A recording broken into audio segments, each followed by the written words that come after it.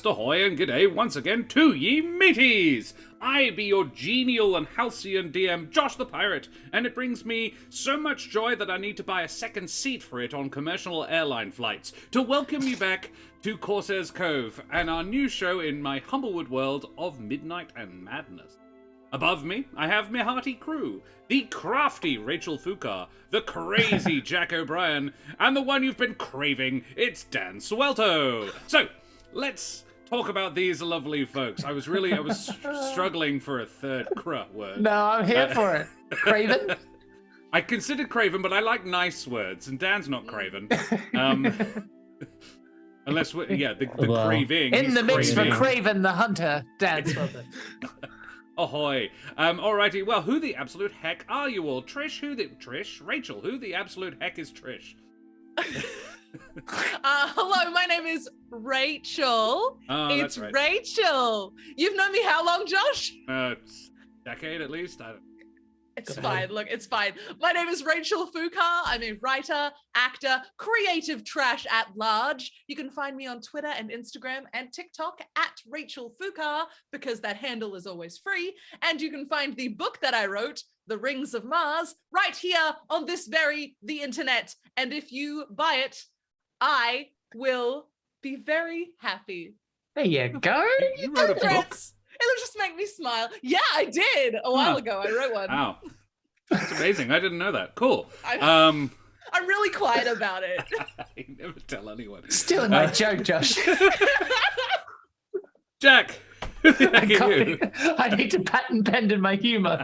When we go live, you just make me look stupid. All right. Anyway, there's a whole story there, internet. I'll tell you about it later. Okay. Hello, everyone. My name is Jack O'Brien. I'm a professional dungeon master. You can find me at dungeonmasterforhire.com.au to run all sorts of different games, including campaigns, one-shots, and bucks parties, and all sorts of different things. It's real fun and a good time. And if you're interested in hiring me for your thing where I speak your words, you can find me at jackobrienonline.com. Nice. And Dan, yeah, cravey boy. Cravey? We're craving Dan. Dan, who the heck are you? Hello. Dan in the meat space, in the cyberspace. Hey, it's not you, it's me. You can't find me anywhere, so I understand the cravings, and I'm sorry for that. I only wish that you are happy wherever you are. Dan, I love you so much. Happy birthday, mate. And I be Josh the Pirate. Gravy boy. Hashtag gravy boy. I think Get it going in chat. That's what we have. That's what we call our Corsair's Cove people, like the gravy boys. Because we love each other, Zedrin. That's why it always ends in that's Zedrin, yeah. It's because this is who we are, and then we put on these characters to become a lot more normal. So because we genuinely like each other. That's why. Yes. Yeah. Madame and Monsieur Dama Underheron and beings of indeterminate gender and persuasion, I be Josh the Pirate, and you can find me here on my channel, Corsair's Cove, which I run with my lovely lady wife, where we play D&D and other stuff. I do Tactics Tuesdays where I talk about other systems and build my own one. We have One Shot Wednesdays where we sometimes play other systems with random guest DMs. Thursday night, Karen and I will be bringing back our 1v1 D&D campaign, which is going to be quite exciting. Friday night, I'll be over on our Dana's channel for more D&D, playing in her 1v1 campaign, which has briefly become a 2v1. And I'll be over on the Eldritch Scribe on Sunday because I'm a slut. And I enjoy, Cravey Boys is now stream canon. I enjoy playing D&D. So yes, we're playing a high-level, crawl through Osiris, the, one of the 7 hells, which is rather cool over there. So, that's us, that's who we are. I must also remind, pardon me, our cheery, carefree, and possibly even untroubled audience to please like, follow, and subscribe to all the things, you bloody champions. We have all the socials. We have the YouTube. It's fully up to date. And the Discord. You can join us if I spell it correctly. Discord. Discord. Get to the Discord. Get over there. No, Come on, do it. Daddy. Follow me. Come on. I don't want to do it, but you have to get down into the Discord. That was yeah. Okay. What The are other we thing on? we need to talk about. It's been a wacky time. Excited to be here. Meeples and Dragons are raiding us again, you bloody champions! Oh, owe me all of the emotes. I'm the DM, Promethean, Kate. Good to see you, NVC DM. Hey, buddy. Good to see all of you, raiders. John the Dragon, thank you so much for the raid. Yes, raid all of you. Legends. Not that. Definitely not. We don't that. advertise that game. That game is Throw ass. your favorite raid emotes up in chat, raiders. What were you guys doing? We're about to play some D&D. We are about to fight a large shadow thing, but I think it would now be an appropriate time to actually let Rachel give us a bit of a recap on what happened last time, so that we can catch our raiders right up. Hang on. Sorry, my camera's out of focus. Don't worry about me. Keep going, Rachel. Fair enough. All Yes. right. Last week, we decided to set off for Alderheart right away because we didn't see the point until waiting till morning. Gel Platena helped us with the teleportation, and it worked! Miracle of miracles! We must have had Titan watching over us. That is the only explanation for teleportation Smoothie will working say. properly.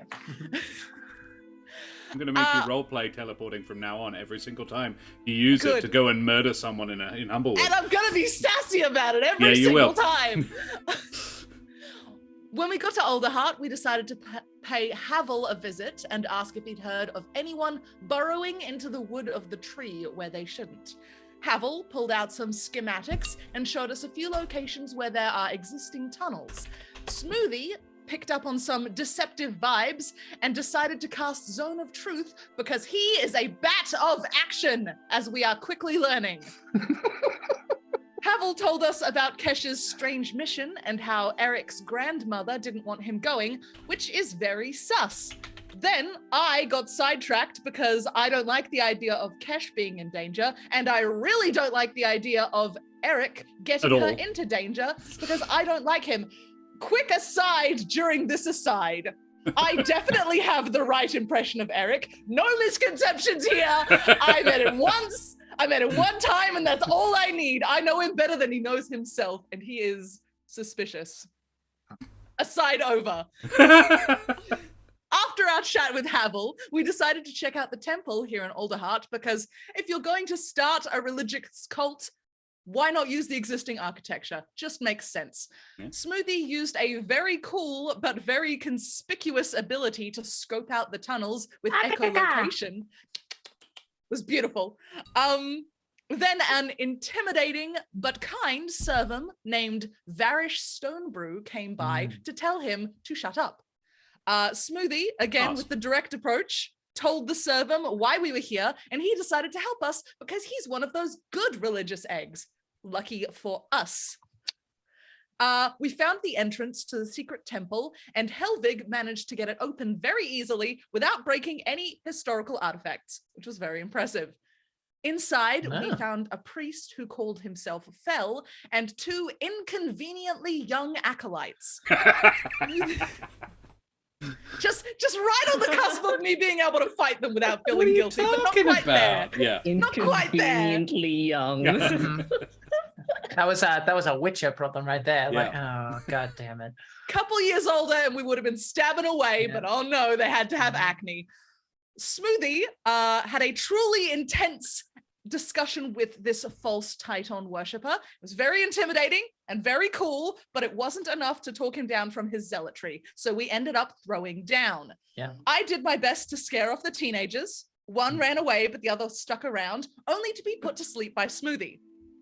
We got to see Helvig's shiny new body in action, which was very awesome. He gave the cult leader a taste of Eldritch Blast, and it was very medieval Iron Man vibes. It was sick. And then he had to stop blasting for a moment to wake up Smoothie after he'd been put to sleep. I chopped off the cult leader's wing, which felt very cool, and gave my suffering ego a much-needed boost. Then the cult leader made a dash for the altar. I sliced off another limb, but he still made it to the altar.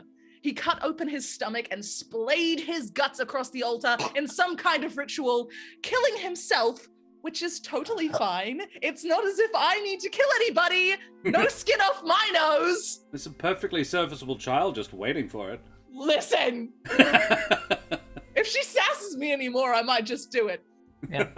Smoothie investigated the body while Helvig kept lookout.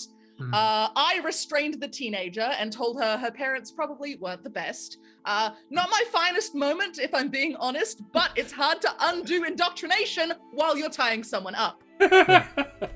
Then an absolutely terrifying specter called Grandfather appeared at the altar where the priest had sacrificed himself.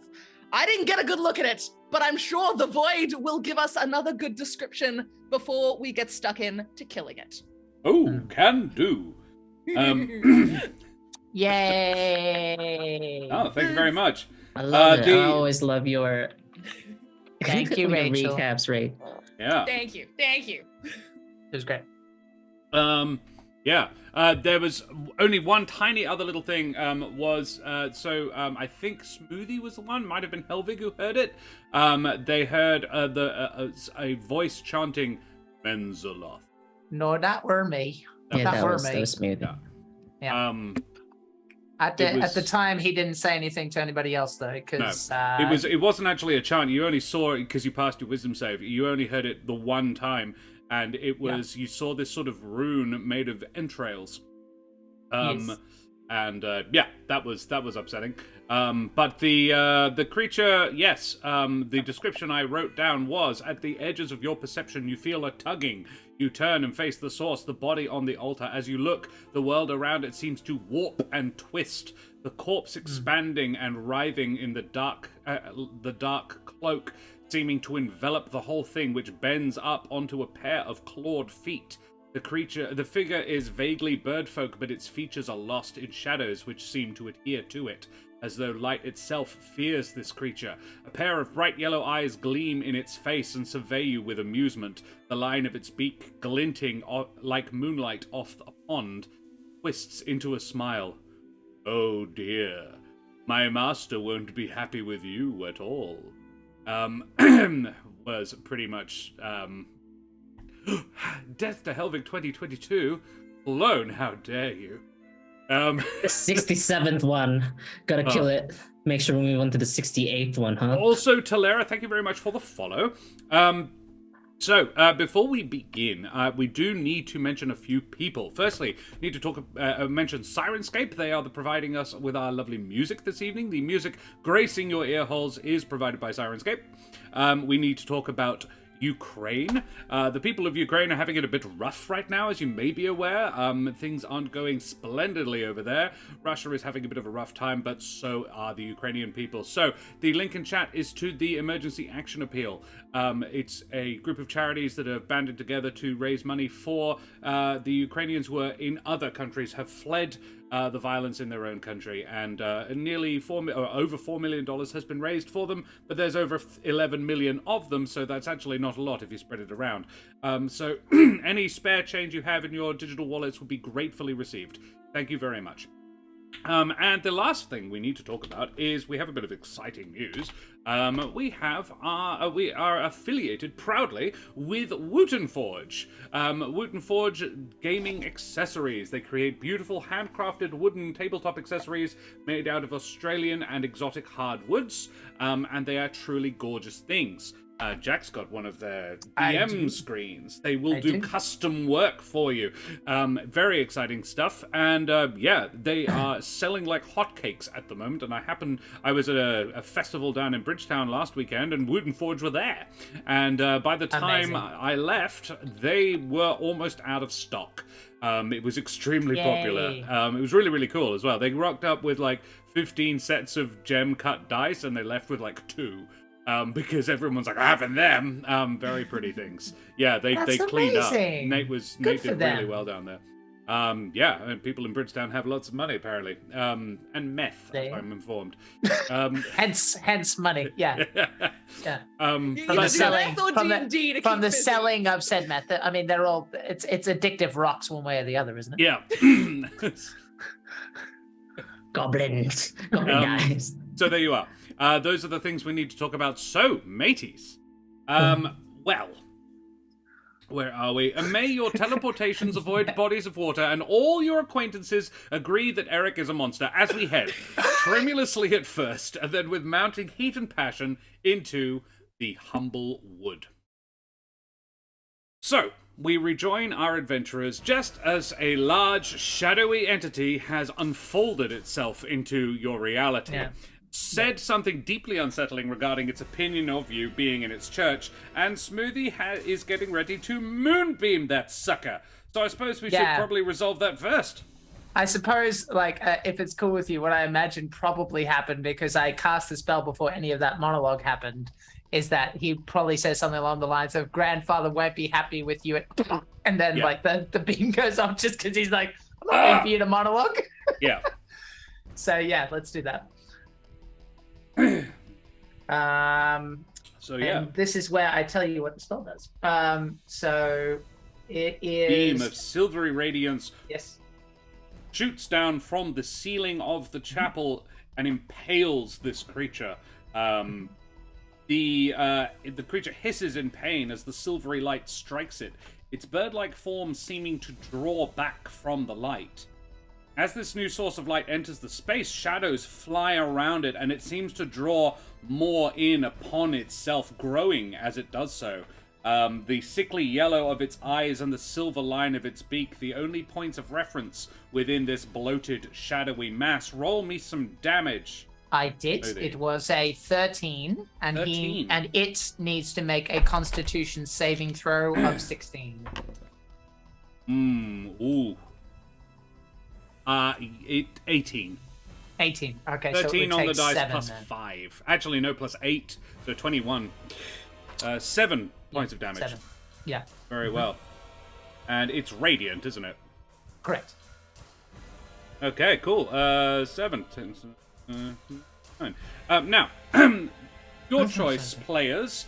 Do you want to keep your initiative from last time, or would you like to re-roll? We I don't have mind either way. stopped, so like combat did end. I'm fine with. Wait, let's re-roll it. Let's go again. Yeah, that's more exciting. We rolling. What? Rolling dice is fun. 12. I think it's So that Trish garbage got a last time. 12.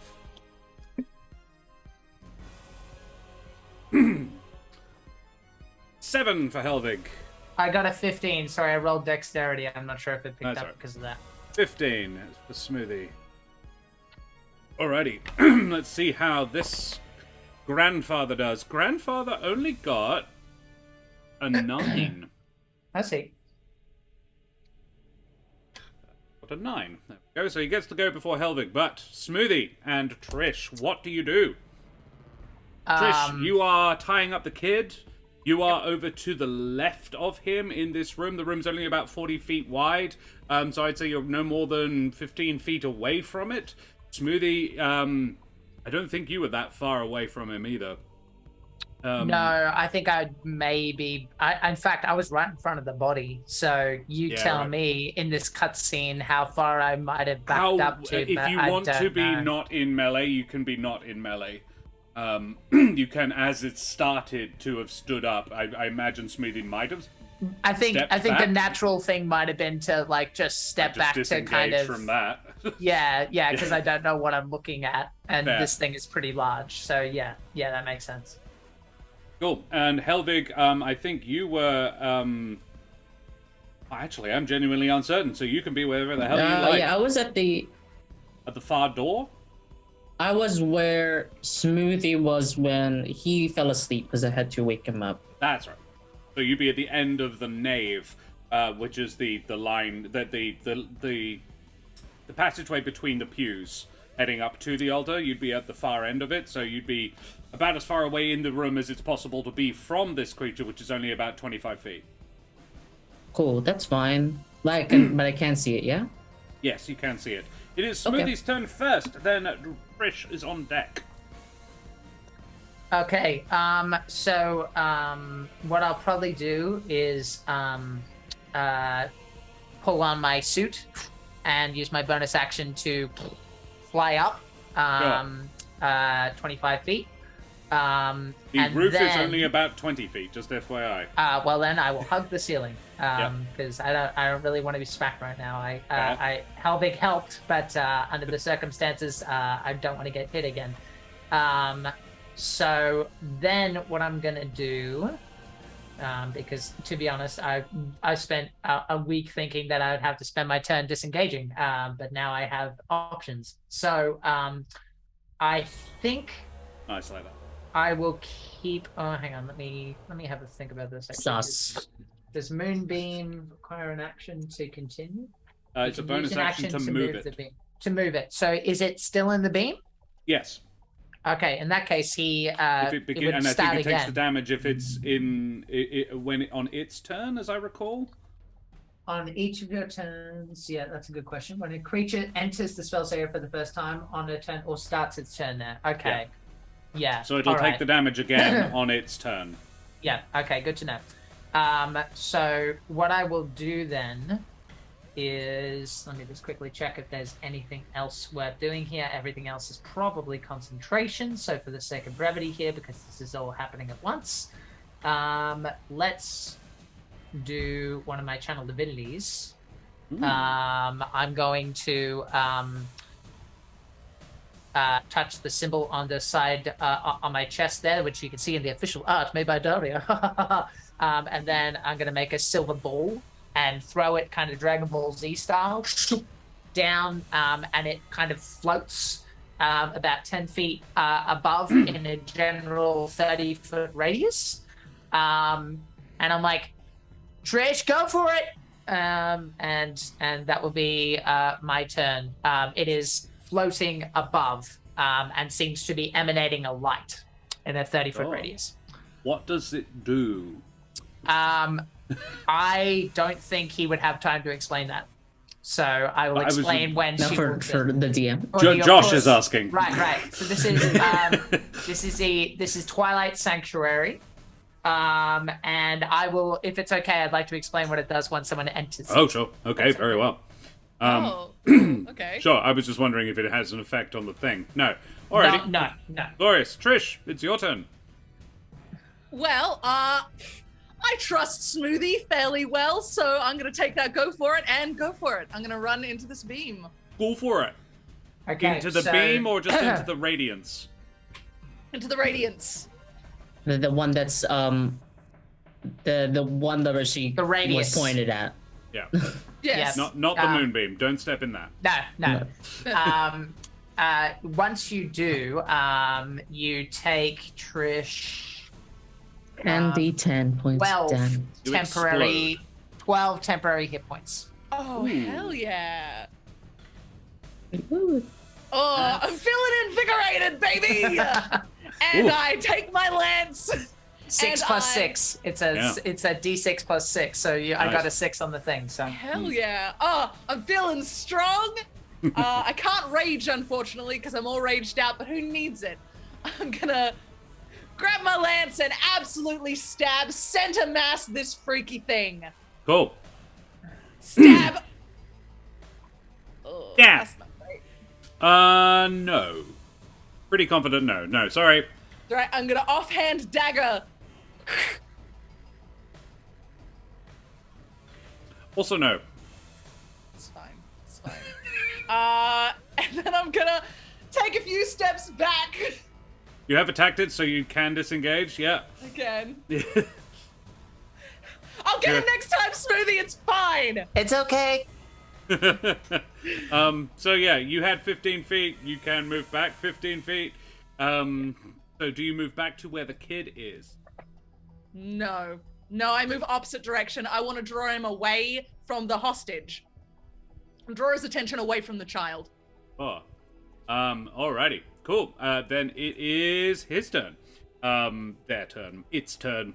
Grandfather, is going to, clearly doesn't like being in the beam and, hisses again as it sort of, I'm going to take that damage again. Is it still, is another con save? Con save, yeah.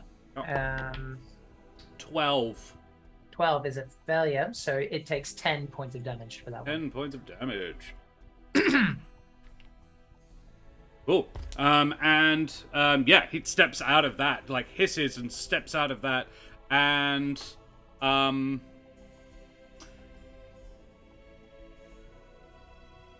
he is going to. Oh. Okay. That's interesting. I don't like it. That's all right. No, it's my bad because I forgot to utilize that, but that's all right. He is going to chase.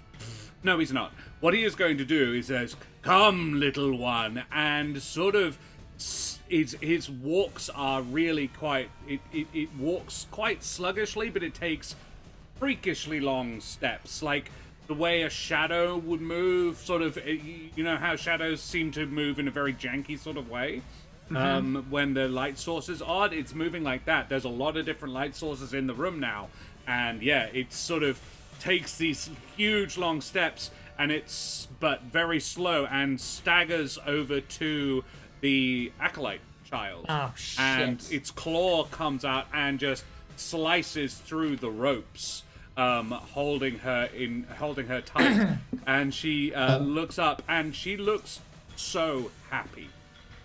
She says, "You're here. Oh my gosh. We shall finish them together, little one." Then he looks up, Smoothie, Yeah, that's right. and he is going to. He opens his wings. The shadows of the God. wings coming up, and he is going to swoop down with his wings. I'm gonna say he used one of his attacks to free the child. But yeah, he is going to swoop up at you, Smoothie, and make a bite and a claw. Okay. That's an 18 to hit on the first. Yep, that'll hit for the first one. Yep. And a 10. A 10 does not. Yeah. So 2d10s plus 4. Right. If he rolls 2 10s, I'm down. He does not.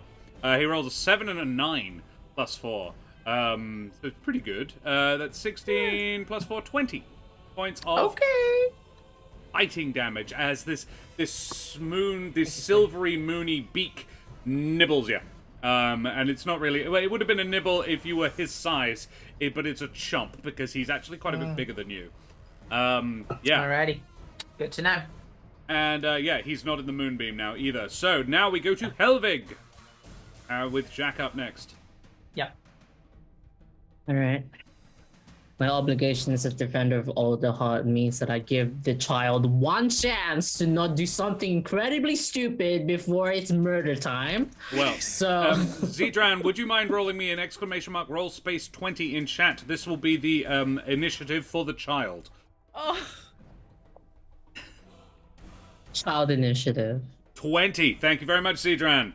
Maybe that's just natural 20 to run away and not do anything else. The acolytes got a 20 plus something, so they actually get to go next. But I will just Eldritch Blast the dude thing. Yep. You Eldritch Blast the Titan dude thing. cosplayer. That's an accurate statement. Yep. Yeah. 100%. I'm cosplaying a priest. 17 does. 17? Does hit. Great. I will just roll the second attack just in case he's. Or probably not. 10. No, 10 does not. Yeah. Wow, that was a dramatic roll for a 6. 1d10. Okay. Is it not 2d10 at this level? It's 1d10. It's Oh, you I split have it. multiple rays. Yeah. Right. Yeah. Cool. 6, and it's what kind of damage? Force. Force damage. Oh, okay, cool. Yeah, not resistant to that shit. Force for my firefly missiles. Pew pew pew. Could you describe them for our audience? Of What does course. it look like? Is this another one of those? So, yeah, this time like Blastoise. It's just like Yes. from the back. The Two of your two spines go. Yeah. And Absolutely. then shoot out a firefly ball of energy towards the dude, and then when they kind of like explode, their embers coalesce back into the thing.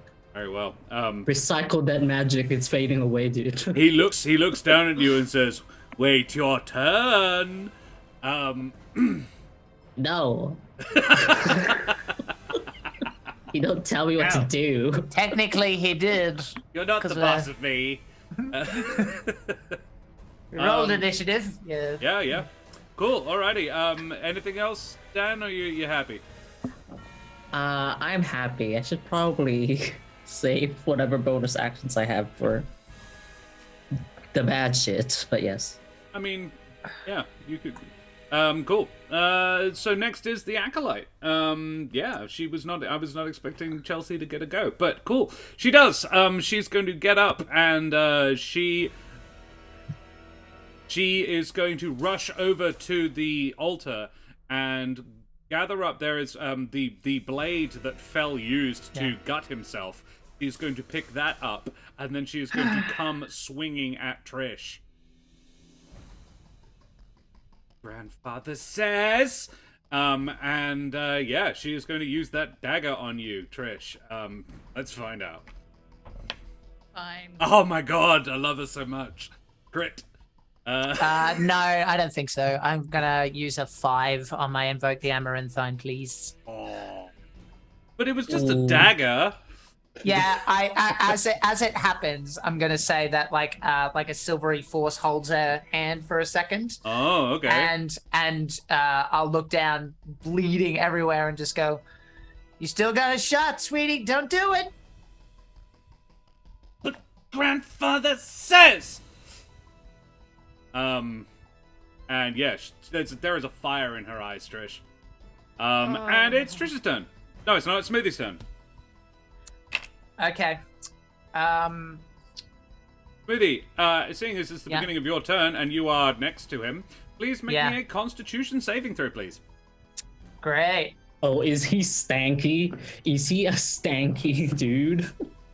He has a dark miasma around him. 60? You pass. Thank God. Congratulations, you're now immune to the dark miasma. Okay, well, good, because otherwise I'd probably be falling to my death. No, it would poison you. Oh, don't spoil it. All right. Kid's gonna die. I'm gonna look at all of this and I'm gonna chew my lip and grab my sickle almost like I'm trying to defend myself, but then I'm gonna take a deep breath and just look at it in the eye as I just point at the kid again and cast sleep again. All right, yeah. You cast sleep. Yeah. 2, 3, 4, 5. And down she goes. Wow, yeah, definitely. 30 hit points. I imagine you're being careful to not put Trish in that as well, No, but it yeah, definitely would knock that's Trish it. out. Yes, that is what is known as a gibbon. Yeah. Gibbons are a different part of the Humblewood. Let's see. And then I'm going to use a... Is this even worth it? You want a bonus action to move the moonbeam? No, it's an action to do that. I'm thinking about something else that might not be worth it. I but think it's a bonus action. No, it's an action. Okay. To move it? Yeah. On each of your turns after you cast this spell, you can use an action to move the beam up to 60 feet. Rip. Okay.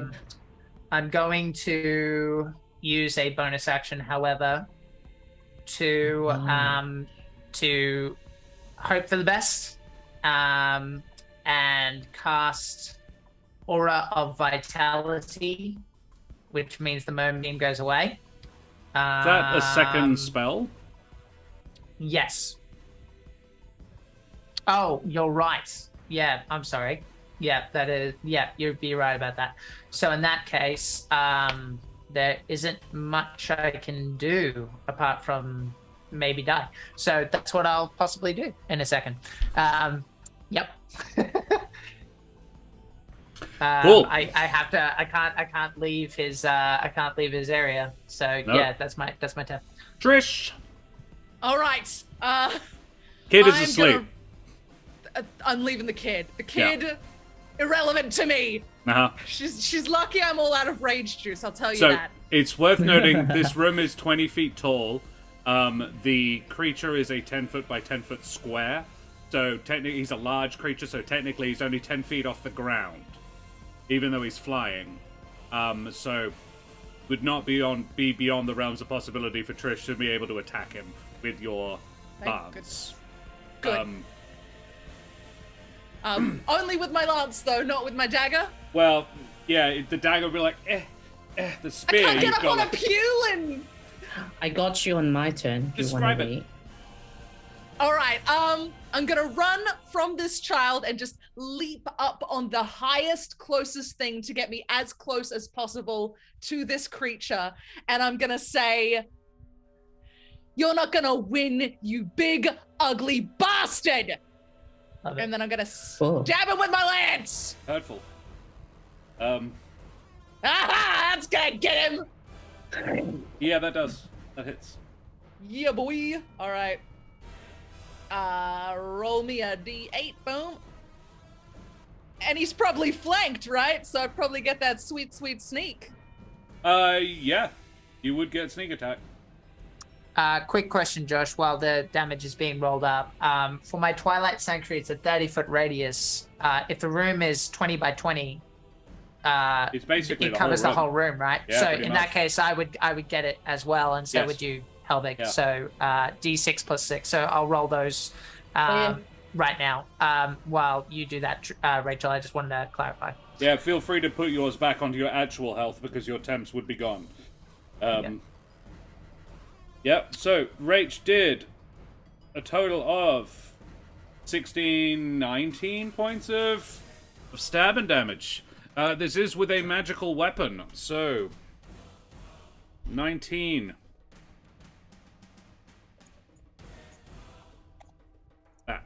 Cool. Love Rachel's passion when she does this shit. Yeah, Omi. We all love that. Cool. Yeah, that's and then you bonus action. Yeah, I'm gonna hit him with my dagger as well. Yeah, if I so can. Second leap. Like I'm trying to climb him. Very well. It's not gonna work, but. It does, Dan, I sent you a message hell in yeah. Zoom about the about the 10 hit points. Yeah, thank you. For a further 7. Yeah. Got it.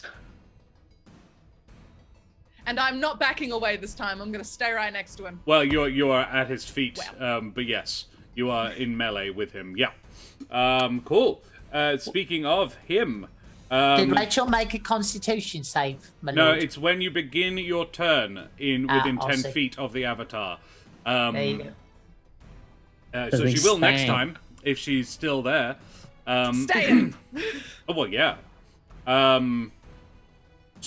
Yes, the avatar is definitely going to continue attacking. He's like, mine. And he is going to claw at you, Smoothie.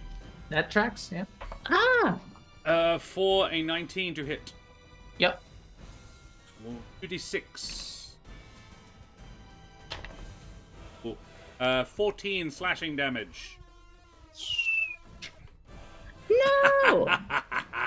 Then Which would No. mean I fail a death Oh. save because I hit the ground, right? Well, yeah. Yes. 10 feet. Probably It's 10 high feet. enough. Yeah. I'm a DM, folks. I know the rules. He's a good boy. No, run away from I'm the actually murder- going to from say the that, death. yeah, you hit a pew, and it's that sort of like a, oh, yeah, as you land. Uh-oh. And then he turns and he sees Trish right beneath him, and he basically is going to, his claws, like bird claws, out, going to dive at you. Yeah, Trish, he's going to attack you twice. The shiny one is the bite. All right, I'm gonna uncanny dodge the bite. Valid, because it's a Good crit. idea. Oh no! Ah! Yeah. It's fine. And the other one's a filthy 20. So yeah, it's quite a bit coming your way. All of this. Yeah, uncanny dodging the bite is a good idea. Yeah. Because that's Absolutely. 4d10s. No. Pair of 2s and a 10 and a 7. So 21 all up plus 4, 25 damage, which you half. You have your temp HP as well. How Oh, much yeah. do I take all up? 25 halved is 12. 12. And then you are going to be subtracting the temp HP, so that's 12.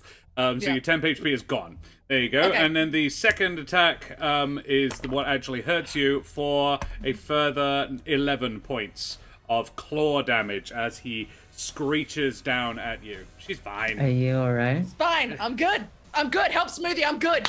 Okay. Goodness. Okay. It's Alright. Helvig's turn. How far away am I from Smoothie? About 20 feet, 25 maybe. I'm Cool, I'll just envisaging move them up. off the other side now, across from Yeah. where they I'll were just before. move a smidge closer just to make sure that he's in range. Yep. Yes. But yeah, I can see everything. Yeah, as he kind of like gets doesn't. Is no bar. I mean, he's trying to cover, so he's trying to also like have the back his spines facing up. towards upwards. Yeah. But as he moves closer, the fireflies go. The word remnants from the Eldritch Blast go around his head, and akin to a olden lighthouse, but also like a bonfire. There's just like a fire now above his head that's like a lantern. As I cast Beacon of Hope. Ooh. That's my action for the turn. So everyone has advantage on my friends within. They have 30 feet advantage of on your me. friends. I have advantage on my friends. Wisdom saving throws and death saving throws, and regains maximum number of hit points from any possible healing, which is now. I use my bonus action to use what remains Hey, Master Steve. of my healing lights to heal you for 18, because 3 times 6. Woo-hoo-hoo. Nice. Okay. And while we're talking about healing, Rach, you would have gotten. Sorry, I actually don't know. Can anyone see the log of the d6 I just rolled? Yes, the 4. Just now? Was it a 4? Yeah. There was Okay, a then 4 in that case, you would get another 10 because you ended your turn. So it within continues. the light. Oh, right, okay. Yeah. Yeah. Oh, so I get 10 back? Yeah, so 10 temporary hit points because you lost it, right? It doesn't stack, but once you lose it, and if you end your turn in the light, which you are, then you would get another thing. So I'm just passing that. Well, no. Hold up. She didn't lose it until after her turn. She lost it in the creature's turn. Right. Okay. In that she case, will get it yes. at the end of her next turn. Yeah. Before Yeah, the creature just add attacks 10. again. Just add 10 temporary hit points at the end of your turn, then Rachel. Yeah. Okay. Yeah. And Helvig still 18. got his original 12, and you get 18, Smoothie. And if 11, you manage to end your actually. turn while still alive, you'll get your temps too. Yeah. That's He's a my bit of turn. a powerhouse. Thank you very much, Helvig. Alrighty. The kid is asleep fire. again. Trish. No, it's Smoothie's turn. Smoothie, you're awake. You're lying sort of over a pew, probably next to Trish. I almost imagine Trish is standing over him, like, protectively. Mm.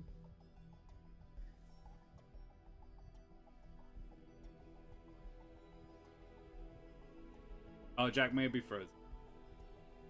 No. No. He was too Smoothie! shook by the radiance of his god power healing him. He just needed Yeah. a moment. Alan. Yep. He'll Lost be in back. religious Fervor. Yeah. fervor. That's the Oh. word. He died. He's gone. He's with Titan now. He is with Titan now. There he is.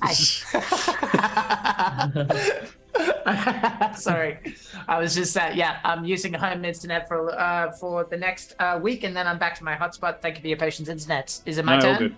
Yes. It is. Okay, cool. All right. You're back All up. right. So Oh, out of curiosity, the moonbeam probably ended, didn't it? yeah, When you went it would have when I unconscious. went unconscious. Yeah. All right. I actually kind of missed it, Dan. What does it look like as I'm being brought up by your thing? Like as Smoothie wakes up, what does it look like? There's Helvig by the door. Is there a door? Anyway, he has like a fire orb of like coalescing fireflies above Yeah. his head that just kind of like follow his head movements. Gotcha. And gotcha. just around you, just this ribbon-like glow, but it's very faint. Okay, cool. All right. I imagine Smoothie has a concussion, so he says something along the lines of like, haha, bugs soup. As I try to stand up, and obviously, Josh, don't tell me if you don't think it's appropriate, but like, is this guy bleeding a lot? Is it, or does it look like we've got a bit to chunk through? This thing is just darkness. Right. Okay. It's very hard to determine if you've done any damage to it at all. All right. Cool. All right. So what I'm gonna do is it right next to me still, or Yes, it's over you. It's above you. It's It's over technically me. flying.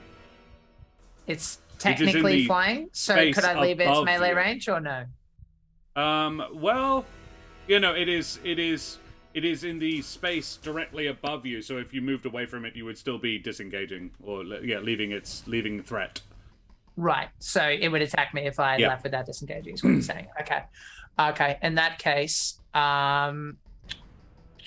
yeah. I mean, under the circumstances, I think he's just going to go on instinct here, and he will cast that Aura of Vitality, which is a bonus action. And until the spell ends, the aura moves with me. So, like, all of a sudden, there's like two disco balls of silver light that are kind of circling each So other, much almost like light two in here. moons. Yeah. Yeah. Like just two moons just kind of in orbit. It's like a planetarium, actually, now that I think about it. Because it's still max healing, correct? Mm-hmm. I give myself 12 because it's Nice. 2d6. Nice. And then I'm going to stand up and I'm going to cast Sacred Flame, which is a DC 16 Or a dex. vitality to cast an action, and then a bonus action to. I could be wrong. Let me double check.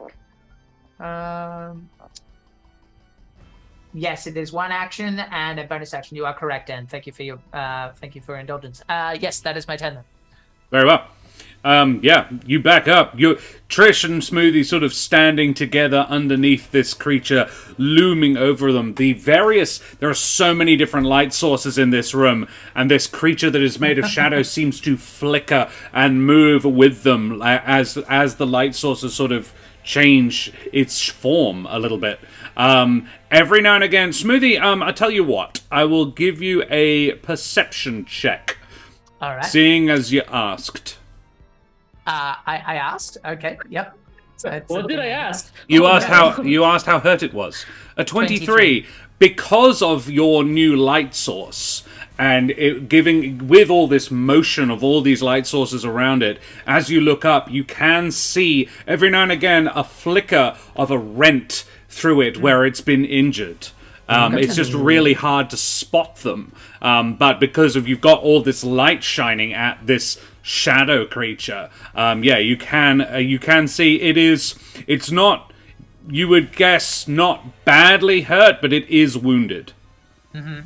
Gotcha. All right, good to know. And I think it's Trish's turn. Taste my steel, you worthless parasite! Oh, oh. Stab. 25. Stab good! That's Stab my good. friend right there. Much stab, very good. Much ow. Stab. Good old stab. It is a D8 though, not a D6. Oh, fuck, my bad. I'll do the... I keep forgetting that. I'll do the D8 again. But I got my sneak! Yep. Could you actually tell me, Rach, what does the Ember Lance do apart from stab? Does it do other shit? Oh damn. Oof. It's... Does it do like magical. other mechanical damage? When she rages, it does more damage. Gotcha. But I'm not raging, unfortunately. It does. Very cool. It does Alright. it does extra fire damage, and it does her rage damage becomes fire rage damage, and it doubles the rage damage, but only when she's raging. Gotcha. All right. All good. Yeah. Otherwise, it is a myself and mechanically for a the audience, plus you might one not know. lance, Gotcha. plus one spear, I think technically. But it does 1d8, but it's a one-handed weapon. Gotcha. Means And I can do this! Offhand dagger! offhand dagger How did it go? does not. Damn it, that's fine. So Second level barbarian. Trish, reckless you attack. know what? I'll let you have the short sword. Thank So you. 21 points of damage on him. Very nice. There we are. Very good. And yes, Trish, you've started your turn inside 10 feet of him. So please make me a con save. Ah! Dang! It's fine. Con save it is. Trish's con's reasonably good. Oh, usually. Trish, you are now poisoned. Ow! Uh-oh. The one Till the fucking start of your person next turn. that's making attack rolls. God damn it. I have some sort of defense against poison because I'm a map patch. It says on my sheet. Does it say R? It just says yes. What does that mean? Okay. Resistant. Ah! Resistant to poison damage. You may, I eat you may trash. have advantage on the roll if it's a racial trait. I'm gonna. If you wouldn't mind, Dan, that would be great. I will try and look that up in the meantime. I'm sorry. Yes, I should rules probably all. know my own traits a bit I better. think But there's a I've never difference poisoned. between poison damage and being poisoned. That's right. Okay. Yeah. Okay. Yeah. I see. Yeah. Don't Being worry, I have poisoned the sheet actually up. only gives you disadvantage on attacks. Map patch to know. Oh. That's not ideal right now. Yeah. I don't need disadvantage on A, attacks. B, That's C, not D, good. E, Well, I mean, F, map technically you would have had patch. disadvantage on attacking the first attack, but I'll let you have it. Oh. I tell you what, you'll have disadvantage for your next round. Okay, that's fair. Yeah, advantage on saving throws against poison and resistance against poison damage. So yes, Oh, so you would have advantage on the save. is resilience. That's the Yeah, trait so you name. can make the con check with advantage. So roll the con save again. All right. Come on. Do a bit better. Oh, I got even worse. Nope. all of that. Meant No, to the be. digital randomizer thinks you should be poisoned right now. So yeah, I you are guess. poisoned. Yeah. Fine. Cool. Well, we tried. And- We tried. And yeah, this creature is going to very much take exception to the whole being stabbed a bunch by you, Rach. And he is going to attack you. I would- Rachel, don't forget you have 10 temporary hit points because Yeah. you finished your turn. Although it's also because I'm being nice and everything. You're within Helvig's aura, and I believe Helvig gives you advantage on attack rolls. No, Wasn't I that- do not. Oh, he doesn't? Okay. I thought that was the thing. Wisdom that you did. saving throws, death Wisdom saving saves. throws. That was it. Okay. Never mind then. It's fine. I'll take one again. It's fine. Yeah. So 2 15s and a 3 to hit, plus 7 each time. So a 22, couple of 22s, and a 10 to hit. So the 2 hits. Whatever happens first, I'm uncanny dodging. Well, on the sheet it's the bite first, so I'll let you Okay. uncanny That's smart. dodge the bite. The bite seems to be the one you want to avoid. The bite is the nasty one. So yeah, this creature is going into a frenzy. It's like, I don't know if you've ever seen like a bird trying to get something out, like a worm, and it's just digging like really aggressively, pecking at you essentially. That's pretty good. That is 16, half to 8 for the first attack, and then the claw will be another 13. Okay. Yikes. I don't like that, but... Cool. Yep, Yeah, and it's that's Helvig's turn. Oh boy.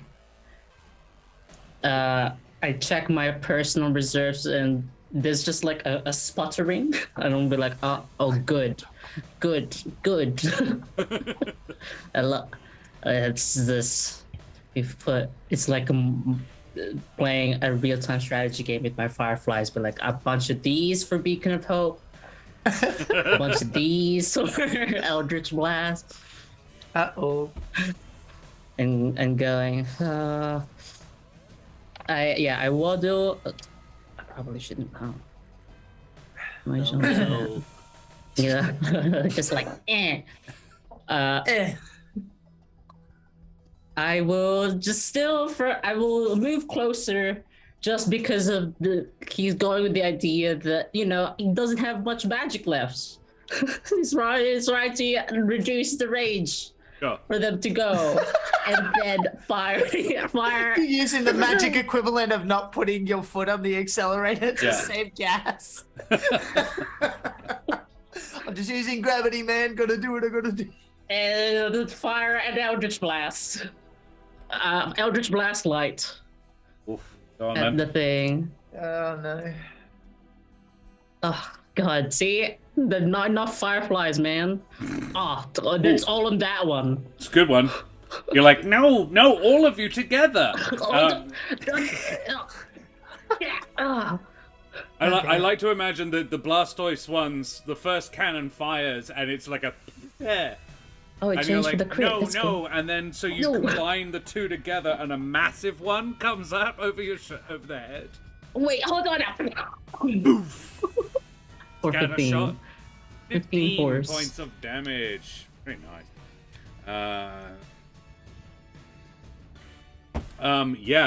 Helvig, make me a perception check. Sure. I am very good at perception. That's You know wrong. me. Yep. Perception 11. 11. You might have seen a thing. You don't see a thing. Helvig Mega Evolution confirmed. Yes. Yeah. Level up. Cool. It is Smoothie's turn. Okay. This thing is just going ham on Trish, Okay. who's right next to you. Yep. Good to know. I am going to spend my bonus action to give Trish 12 hit points because I'm still in the Beacon of Hope. Beacon of Hope. She just gets it. We are going to have a lot of fun together, Dan. That is going to be an OP fucking combo. Well, I am a warlock. Remember that I don't have many of those. No, but like the fact that like you've got the ability to do that, and I can just cast healing spells all day. We're going to be fine. Well, I might get shot, but yes. Yes, you might. Josh is eyeing my dead body. That's a sacrifice I'm willing to make. So 12 hit What you're saying points. is kill the cleric. Right. Yes. Yeah, I think you were trying to do that already, Josh. I to be did. fair. I did succeed. Yeah. You made me unconscious, mate. You didn't finish the job. I'm distracted by the barbarian. Yeah, so Aura Vitality, 12 hit points to Trish, and then I'm going to just kind of grab. I am a DM, Bishop Blood. It does this is like almost amusing to me. I'm just like, yeah, sure. If I give him ammunition, then I get more challenge, which I desperately want in all my games. And that's fine. If it means I win despite overwhelming odds, then it's fine. Anyway, I'm going to dust off my hands, and then I'm going to grab my sickle and my claws out in the other. This is all flavor. And then I'm going to leap up and attempt to latch onto him with inflict wounds and Ooh. drag down. Oh. So Hopefully it let's works. hope it works out. So the aura of vitality thing Oh. was a bonus action? No. Yeah, it's a It concentration was- spell. It's a Right, concentration right. spell. Yeah, All right, that's noted. a 12, 12. unfortunately. No, the shadows shift away from you. It's almost Yeah. like they part as the blade goes through and then reseal again. It's basically just they shy away from the glowing moony blade Ew. of your sickle. Mm-hmm. And it's Trish's turn. Trish, you can make the Constitution save again because you are within 10 feet of the dude. Okay. So I make now concentration. Yeah. Yep. You have advantage. You Don't do have need it. advantage, but Maybe I do. however, you will Right. still be disadvantaged for your attacks this round because you failed it last time. But yeah, after that you are fine. You are now immune to the miasma. Okay. Thank you. So I'm a little out of breath because I've taken some hits, but I'm gonna grab my lance and just straight up, just. Oh my god. Stop it! A 13 does not. Oh. That's right. Offhand dagger. This is what you get for brainwashing children. Holy. Not much. Wow. This is what you get. Yeah, it's like, and the creature fiend. sort of chuckles at you, Trish. Like, I brainwashed no one. They did it to themselves. I only told them how. Brainwashing by proxy. Oh yeah, it's a way to dodge responsibility, grandfather. Yeah. Peer pressure He- isn't a thing at all. He doesn't appreciate how Smoothie is keeping Trish alive. So, and he also takes issue with the whole, oh, I killed you. Hang on. No. So he is going to lay some hurt down on Smoothie again. He's like, no, Yep. none of this healing business. Stop it. That is a probably fail and a very, very confidently succeed. 25 and a 9. Okay, 9 does not hit, but I do need to make a concentration check when you've rolled your damage. The damage is 11. 11 points of damage, so I need to get basically a 10 or higher. Yeah. And I do not. Rip Um, or vitality. So the it goes down. One of your moons disappears. Yes. And then, Trish, Oh. he is... Trish, by the way, you got 11 temporary HP. Okay. Wonderful. which Another he is marvelous. 17. It doesn't stack though. So if you still Yeah. had, if you had any still from have last temporary time. HP, then No, she didn't. That last 12, was that temp or was that regular? no, that was regular. That was Oh, nice. legit, Okay. yeah. Then I'm good. Cool. 17 to hit Trish. Oh, that is my armor class. Beats Equals it, so beats? yes. Okay. Equals beats. So you know that 11 temporary hit points. You could probably just get rid of that. That's you uncanny dodge it. Yes, I do. In which case This is the you only movement. take 5. Hey, marvelous. So some of the attempts stay. And it's Helvig's turn. Oh my goodness. Say the line, Bard. I go closer, I guess. Oh wait, no, it's 10 feet above the ground. Is that right, DM? Yeah, it is 10 feet off the ground, but it's on over a whole bunch of like that. These two are both standing on pews, and it's pretty much just. So I'm saying they're all in melee together, so it's maybe about 8 feet off the ground. But yeah, if you stand on a pew, you can easily reach it with a dagger. Say. Okay, yeah, I get on a pew just so I get within 5 feet of it, because what better way to we won't throw fireflies at range, so we'll just flare them up with a word of radiance. Bam! We just Very go- well. Word of Okay, radiance. it's like a word, or more like word of fire, because it'll be fire damage. Yeah, boy. What do we do? How It's does a that work? Constitution saving throw for me, For me or for you? for you. Okay. Roll it for me, Josh. That's what I mean. An 11. That's a fail. Yeah, it's got a +8 in con. I got very low. God damn, for 6 fire. Takes 6 fire damage. Yes. Nice. Yeah. And I'm more secure about my magical ability. Interesting. I don't like that. Oh no, don't worry. I end my turn. No, because it's fire damage, isn't it? Yes. Yeah. It's fire. Cool. Awesome. It's fire because my fireflies that are from the Beacon of Hope kind of its own little miniature sun kind of just like flares out like a sun shedding its outer layers. And yeah, it's similar to when Smoothie tried to slice it with his knife. The shadows just sort of flicker away from them a little bit. You do get the impression that like a few tendrils of the shadow are eaten away by it. But yeah, it doesn't look particularly effective. Put it that way. Smoothie. Real easy. I'm gonna look at this situation and see how we've been having trouble hitting, and I'm going to cast Bless. So everybody can add a D4 to their attack rolls and saving throws. Nice. And I did get hit, so I will also use my last channel divinity to give myself a 2nd level spell slot back, and Nice. that is my turn, as Very well well. as 9 temporary hit points. Oh, Trish. All right. You are Do I blessed, need so to- add a D4 to your attack rolls. Bless. Hell yeah. And you are So I no need to make longer a rolling con with saving? disadvantage. No, you're immune to it now. Oh, hell yeah. Love it. All right. Because you passed the con save once. You Puff, guys puff. will never guess what I'm gonna do next.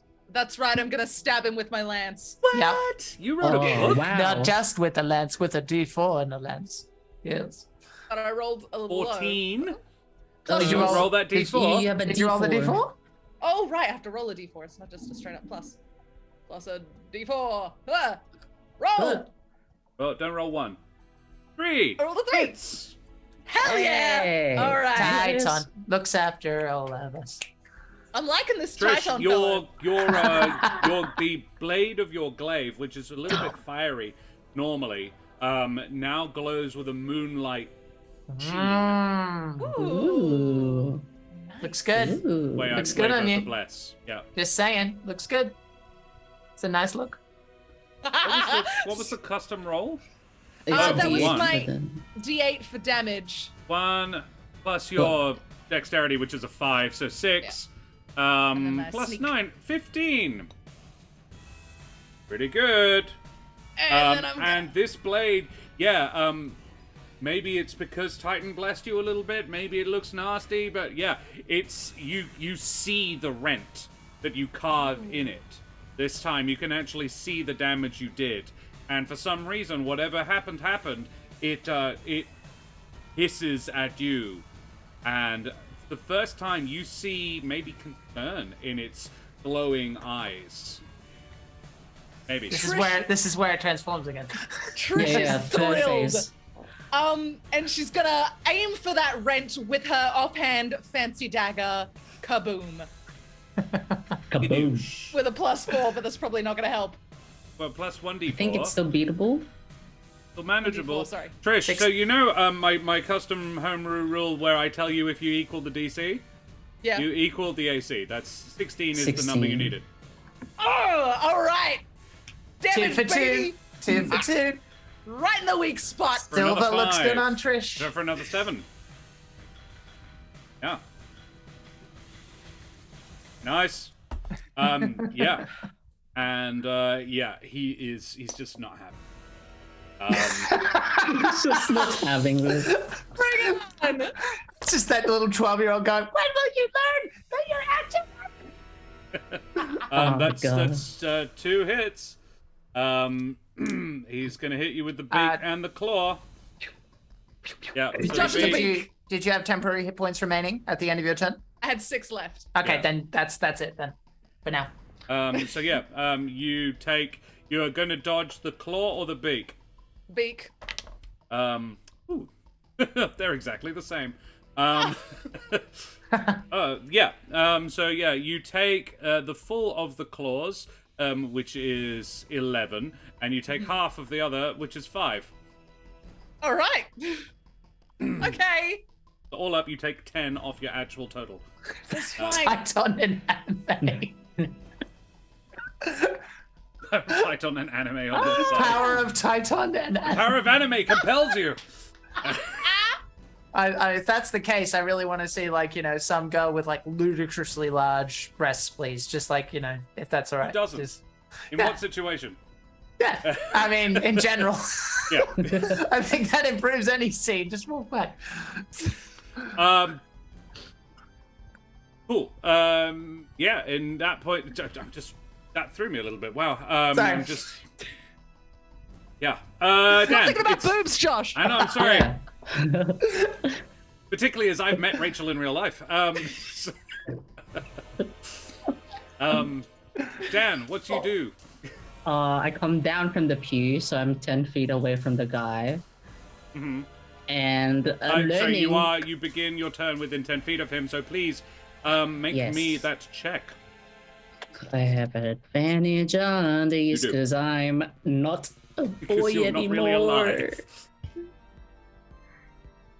18. Yeah, robots turns out are immune to poison. Robots. I'm not a real boy. Eldritch Blast! Boom. Oh my goodness. Ooh, that's a crit. I'll roll the damage first. Add Well, I your already know what these D4. looks like. Add before. your D4. Do you want it? All right. We'll point see of how pride. overkill the crit is. Oh, it's max. Dan, I'm gonna give you another point of damage because you crit on the crit. Okay. And here's the second attack. Oh, that's funny. Oh, 1 off. Four. So, Very hold good. up. That's 6. 25. Whoa, That's dude. right. Nice. He's learned from the Word of Radiance in Yeah. saving fireflies, economic casting of magic. And they actually transform in taking inspiration from the Emberlands, but not specifically. Take shape from the orb of Beacon of Hope into just like the blade part of a greatsword, and then just like shanks up from where we're at twice, like stab, stab. Oh, love it. Marvelous. Smoothie. Mine is going to be very simple. Based on that perception check before, I'm guessing this guy's sloughing all over the place. Yeah, he's sloughing Yeah, he's quite not doing badly great. now. Yeah, shedding shadow all over the place. I'm going to cast command and say drop. Okay. That is what save do I need to make? Wisdom, DC 16. Okay. Oh. +4. Yes. 18. Oh, well, that makes me sad. Sorry. I don't think you are. That is my turn. It's a neat idea. Yeah. That's right. Trish. I keep up less. This is this guy is weeping shadow everywhere and roaring at this point now, like, "You cannot slay me, little ones. You may only prolong your agony." Trish, what do you do? I'm looking around here, buddy, and it's not me who's in agony. And I stab him with my beautiful lance. Just to clarify, how many hit points do you have? 41. Temporary Okay. points. Yeah. And my +4. I'm gonna say, because I did fuck all on my turn, I'm just gonna give emotional support and say, "You got this." Yeah. That's a miss on the first. It's fine. Come on, roll a Rach. D4? Dagger. Did you Yes, roll she your did. plus? She got a 4 on did. it, but it wasn't Oh. really Yeah, I got enough. it. I Alright. need to get 16. Offhand dagger, aiming for the weak spot. Come on, baby. HP lawyer. Oh, yeah. You want to roll That's a that hit. 1d4? Yeah? Okay. Trish. How do you do this? Yay! I parkour across the pews and leap up into the air, find the closest weak spot, and just hook my dagger in deep as I can. The dagger glints with the moonlight bless and slices into this thing. And Trish, as it sinks in, this burst of shadows, this explosion of shadows. And where before the room was, I mean, it was not brightly lit in here, but the shadows had all been drawn to this creature. Now they explode back to where they're supposed to be on the walls. And you fall to the ground, hero landing. Oh, my knee. Oh, it kills the thighs every time. And yeah, well done. You slew the thing. There is probably another 30-odd seconds of this child being asleep. Can we, like, if we don't have time to rub her up, can we just sit on her? Why just wrap her up? She dies. yeah, I have killed somebody before by falling onto them. Don't sit on them then. Trish, do you mind? And I'll just do the thing again. Yeah. Right. I want it on record as well. The rope used to tie her up the first time is shredded. I have my own. I got it. Yeah, I never use this rope anyway. I'll hold her still in case she wakes up. Someone else tie her up. No, you're good at tying people up, though. Oh, okay. Well, I don't have any rope. Can I have your rope? Yeah, sure. I give her my Conversation takes 10-20 seconds, so while they're about halfway doing through this, tying her up when she wakes up. But yeah. You tie her up. While they're doing this, I'm just gonna do thaumaturgy again and go, your grandfather is gone, and this is over. Please exit the building. You have 2 minutes as I start casting Sacred Flame in various places where I think it will catch fire. Okay. Yeah, the pews are the whole place is wood. You're in a tree. We're trying to limit the fire. The only, I think we might go for a little breaklet there. And refresh ourselves after that exciting combat. So, chat, thank you so much for enjoying us. I love the flight attendant safety flag. That's what I was thinking. Please place the small metal flap. This is your captain speaking. Here are the Captain speaking, telling you to get the fuck out of my church. You have 2 minutes until we set the place on fire. So, the weather is very nice in Alderheart, and I recommend that you go and experience it while we destroy your hopes and dreams. Absolutely. So we'll go for a quick break, everybody. Thank you so much for joining us. Thank you to our raiders, and thank you so many of you for sticking around, you bloody champions. So we'll be back very, very shortly. Enjoy the break, and I will play an ad there as well, just so that we don't have to be interrupted by them later on. So see you guys in just a second. Say goodbye, everybody. Bye, everyone. Bye, Go Trish in chat. everybody. Go Trish.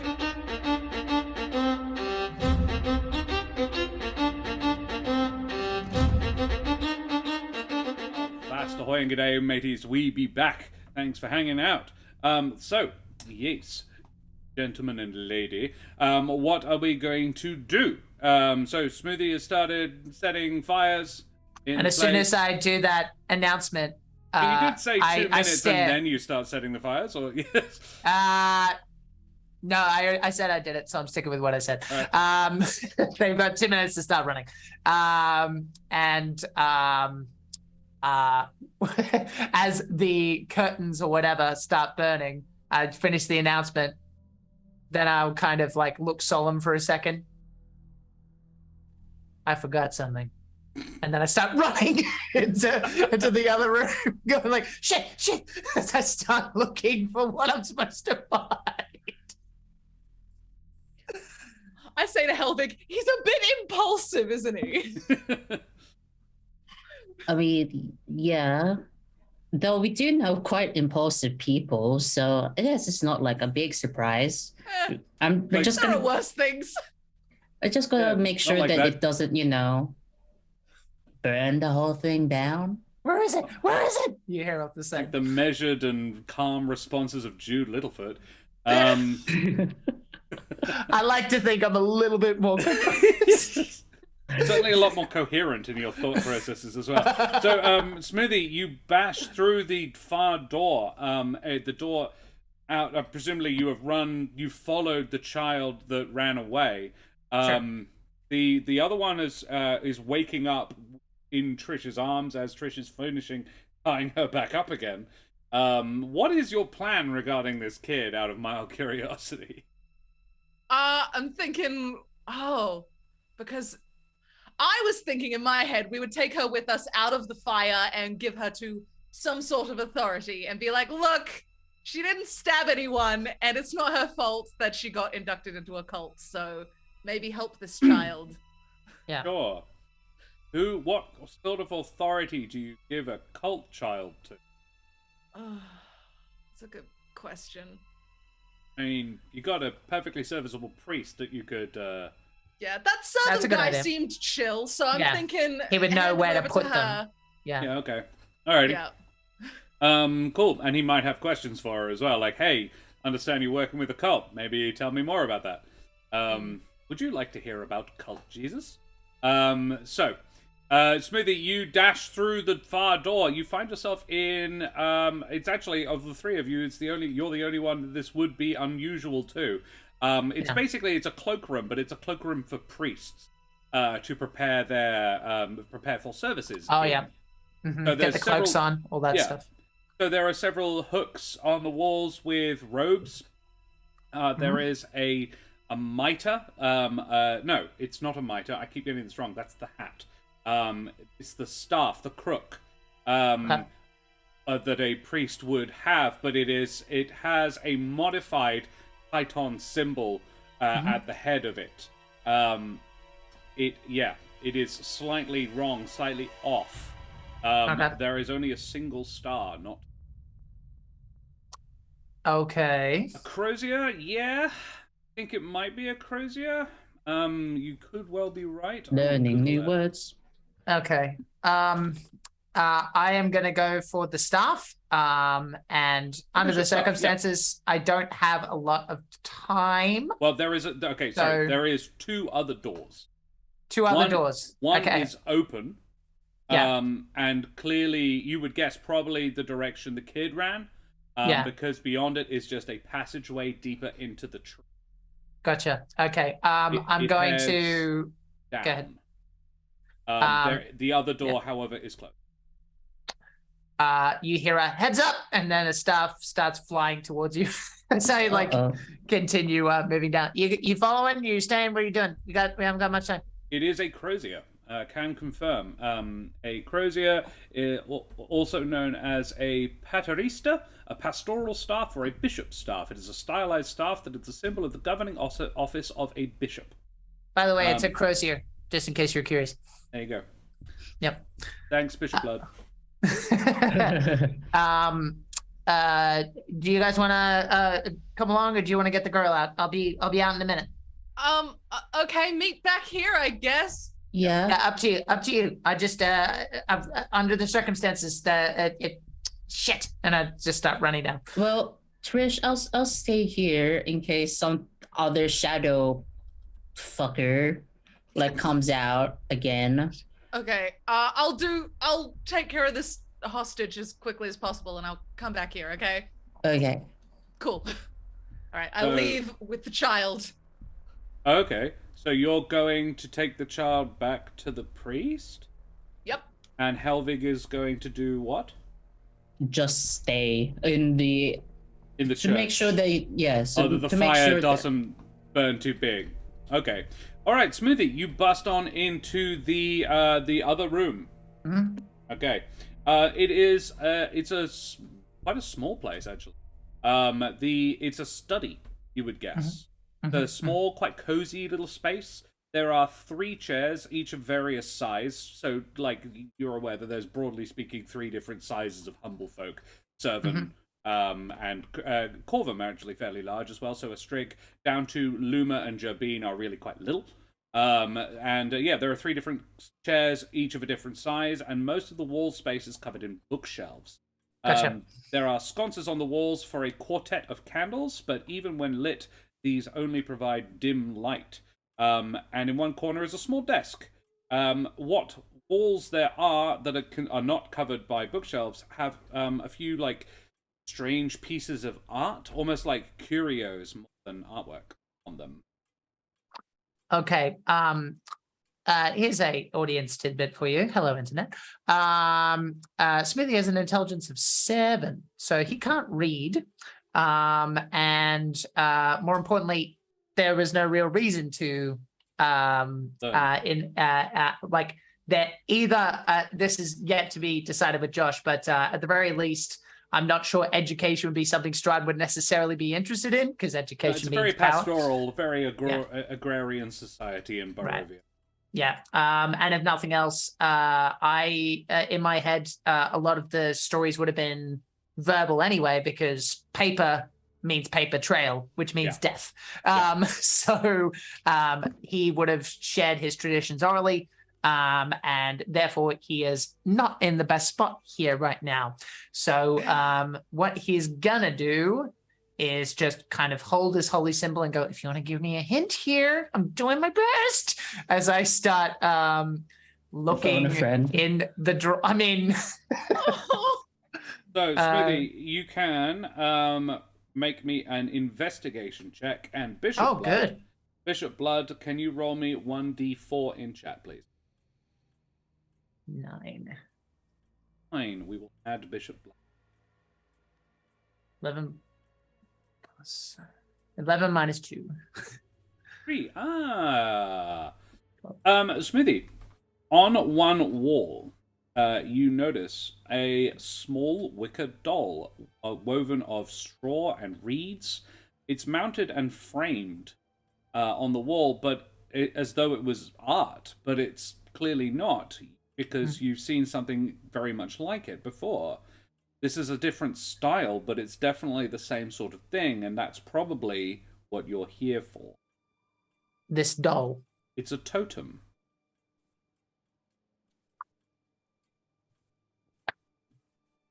You're the best.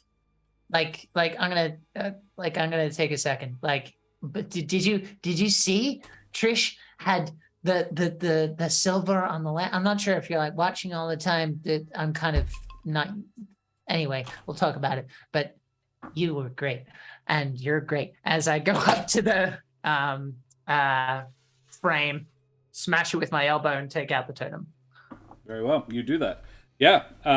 This is you are a member of that. You are a Vistani. You know of their culture and their traditions. This is an old school one. They don't make them like this anymore. But so this is it looks like someone's collection of just random weird apocrypha and stuff. And yeah, it's an old style Vistani totem. Okay. Given that you can't read, the plaque underneath it is meaningless to you. No. Okay, but it feels right holding this. Like this is this feels the thing right. You came looking for. Okay. Then I'm gonna turn on thaumaturgy once again and just go, because where I'm leading into the jokes we were making before. This is your captain speaking, because I'm a fly person anyway. He would know what a flight captain is. No. We can still hear you. There we go. Yeah. You recovered. Hang on. Yep. This is your captain speaking. Please leave the cursed church if you haven't already. You have not a lot of time left, as I light the room on fire. Oh, you're setting off the study as well. Excellent. All the whole evidence. place is going, Marvelous. bitches. You do that. Cool. I was told I was given specific instructions. You weren't, hopefully but all right, your yes. god is like, yes, not burn down the whole tree. Yeah, cool. You do that. So, I suppose the big question is, Helvig, how much damage do you allow? Well, that's kind of hard, isn't it? Any check you want to make, I will let you make with advantage because of your relationship with fire.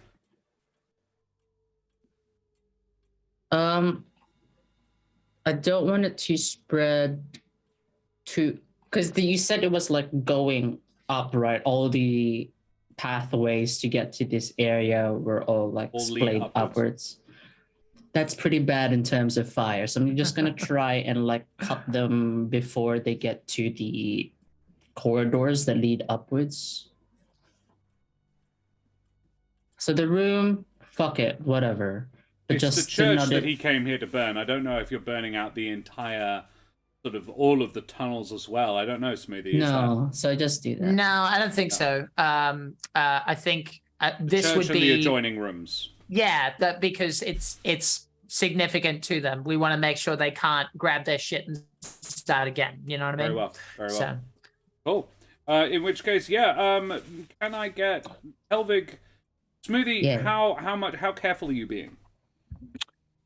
I think under the circumstances, he is actually pretty in control. He he can hear that the fire is being controlled by Helvig, and he feels for the first time like he might have a little bit of control, especially because he got to see his god's power in someone else's hands, and he's spreading the good word, which makes him happy.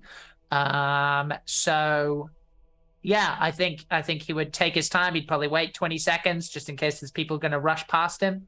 He's going to assume the place is abandoned because Thaumaturgy is a loud fucking spell. The fight was fairly noisy as well, just FYI. Like, if there was anybody here, they probably would have come to help or run away. Yeah, absolutely. Yeah. But better to be safe than sorry. Yeah, You don't want to be like, oh, by the absolutely. way, Smoothie, there were other kids in Yeah, there. there was a... Yeah, the other door you haven't checked is to the creche. Yeah, I'll have a look at that while I'm. Oh, right. Yeah, the other door. I'll check out that other door as well. The other door leads to a passageway. That's the open door leads to a passageway that heads. Okay. All right. Yeah. You know what? Just for funsies, while I do a control burn, I will get my claw out and do the Titan symbol as it is properly done in the wall. Cool. Excellent. And then I'll leave it at that. Go off. Hell yeah. Show them who's boss. That's the real vandalizing. Vandalizing it properly. Omi scored Volt Prime. What is Volt Prime? I don't understand this. Is a basically character class in a game called Warframe. Oh, cool. Amazing. All right. Cool. Yeah. And then I'll jog back once I think everything is sufficiently blackened, because Cool. Sacred Flame's a cantrip anyway. It's not like it's kind of a and then goes Alrighty. away. So Dan, what check would you make to ensure that the fire doesn't spread too much but does do the job that Smoothie is intending to do? As much as I want to use a charisma skill to micromanage some fireflies, I think it has to be survival. That makes the most sense in my brain. Sure. It's I would like, allow control nature, but the- if survival is better, go for that. Yeah. Yeah. And you have advantage. All right, I will do nature because it is better. Okay. Advantage. Come on, gang. Wow, 17. That's not bad. Nice. Yeah. You managed to do. You think, the tree would be able to recover from this, particularly the bits where, like, that the way, the restorative power of fire. You are familiar very much, obviously, with the healing properties of fire. You managed to utilize that element of your own attunement to fire to assist the tree in burning in such a way that it will be able to recover from this. While achieving what Smoothie aimed to do. So, congratulations, good job, well done. Yeah. Trish, you basically pick this kid up, pop her over your shoulders. She is weeping. Like a spoiled child.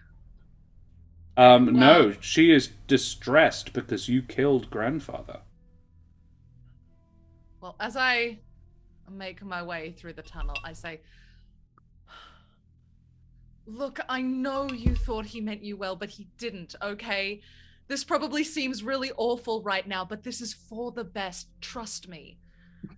I know you don't, but look, I'm gonna get you somewhere safe. I'm gonna take you to someone who can help you. This isn't as bad as it seems, okay? It's gonna be better for you now. Make me a persuasion check. That was Trish. really sweet. Thank you. And watch it get shot down by this stupid kid. Dan, it's like you know me. 15. That's pretty good. It's not bad.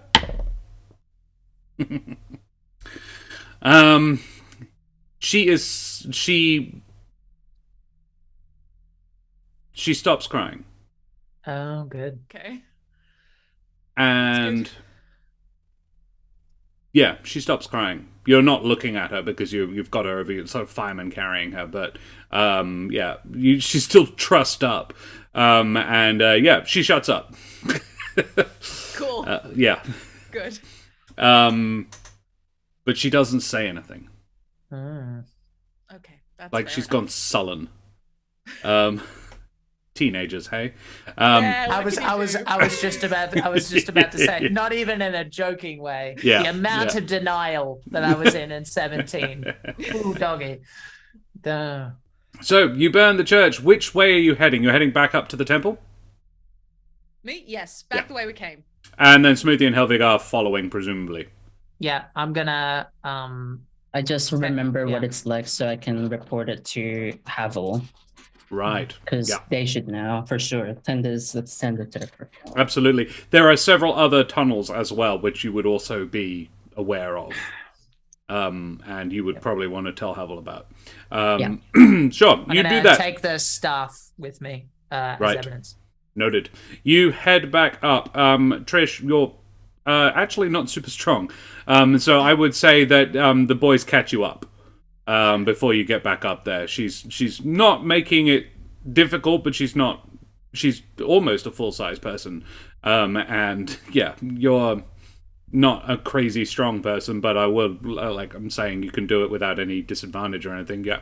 They catch you up just as you are about to leave. You come around the final turn, and yeah, you come upon Varish, who's still standing guard. Before we do, just real Sure. quick, I will say, as we're in mid-transit, maybe it might be worth you waiting here. I was about to say a big word that Smoothie wouldn't know. Just kind of hidden off to the side slightly, based on the thing we talked about. You know how high this might go. What I'm saying is, if you wait here, I'll go get Varish, bring him here where he can't be seen, and then he can make a decision about what to do. Gotcha. Yeah. Oh. Okay. Yeah. Okay. Smoothie heads up, gets Varish. So the kid doesn't see Varish. No, Well, doesn't necessarily. So that the church doesn't see a trussed up child, and then ask questions, and then maybe rich mummy and daddy make Varish not a priest anymore. Yeah. Ooh, that's It's a what good I was point. thinking. That's also fine. Yeah. So yeah, Varish. In character, I'm like, yeah, sure. So yeah, you go up to Varish and he said, where are the others? I'm just going to show him the staff first. Yes. With the different symbol. Yes. And I'm assuming he gets kind of what I mean right away. Like basically, yeah, I'll just show it to him and kind of give him a story face. Like, I think we actually managed to have a unilateral success, which is a weird thing for me to say. We had 2 younger acolytes that we had to deal with. We didn't manage to capture the other one, but one is run off. The other one is in captivity. She is with Trish. She is not hurt. I made sure of that. I think she's been very badly led astray. And more importantly, I think she needs somewhere to be that is off the grid, and she might have information for you and for us about what this could mean for your home. Yes. My concern, and I have been thinking about this while you have been gone. This, and he sort of gestures to the hole in the wall of the the basement of the Grand Temple of Alderheart, says, could not have happened, could not have been created without the assistance of the priesthood. Well, respectfully, sir, why do you think I'm telling you this quietly rather than dragging up one of the acolytes up into the public? No, I appreciate that. So, I don't know if there's a place we could store her. Yeah, that's fair. Okay. So we You just wish her have to no let her go? ill. Who do you take this to? Yeah, you're right. I don't know the politics of your world. No, I'm beginning to suspect neither do I. Damn. That was deep. Yeah. He says, yes, if you wish to learn who she is and where she comes from, you could release her and then follow her. I think that's a great idea, sir, but I can't. I've got a lot of friends that need my help back home, and I don't know if you. And I'll show him the totem, see if he understands. You did say about Barovia before, and he reacted like oh right. Yeah. And, no, was that him? That might have been Havel. He says he actually wouldn't know what the totem is. Okay. All right. Well, simply put, sir, this is my ticket back, and there are people who, because of me, are in a lot of trouble right now, and I need to go and help them. I have no call to ask you to stay. This is important, but I will approach it judiciously. We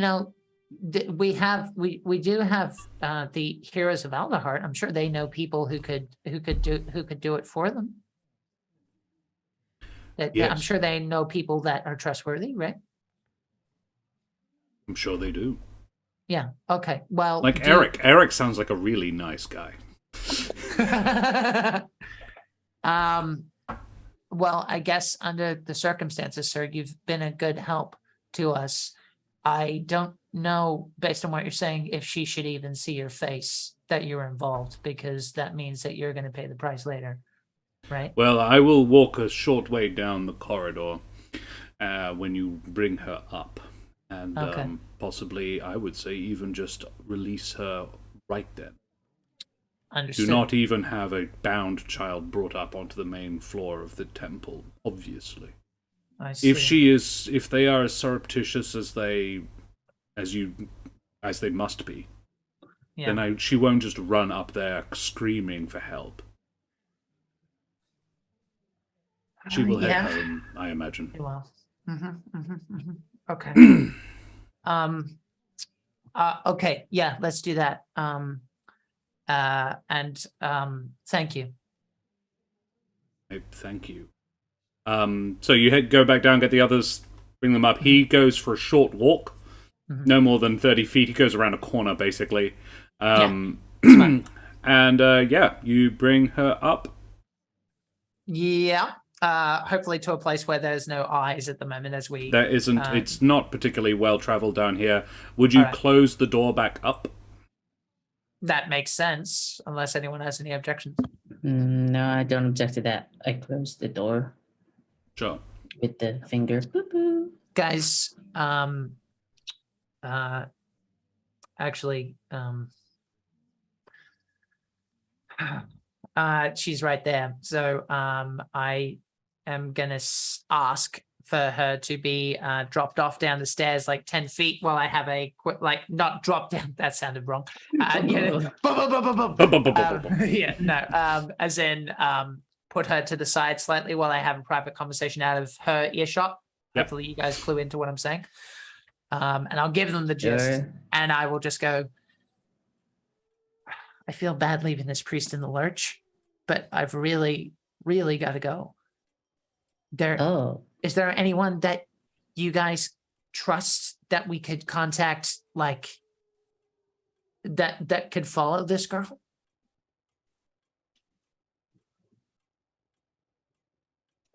I mean, I know somebody who watches everyone all the time. Do you? Helvig barely knows him. Apparently that's what he heard. I thought you said you weren't religious. No, not a god. I don't understand. Like getting told of this So like a nosy fellow. pervert or something? No, I don't assume. I've only met the guy once. Okay. Trish is a childhood friend who could possibly look in on this. Is Kesh not busy?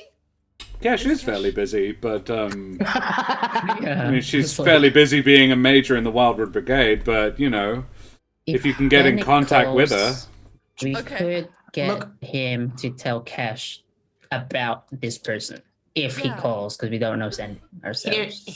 Well, actually, I can, but I need to sleep to do it.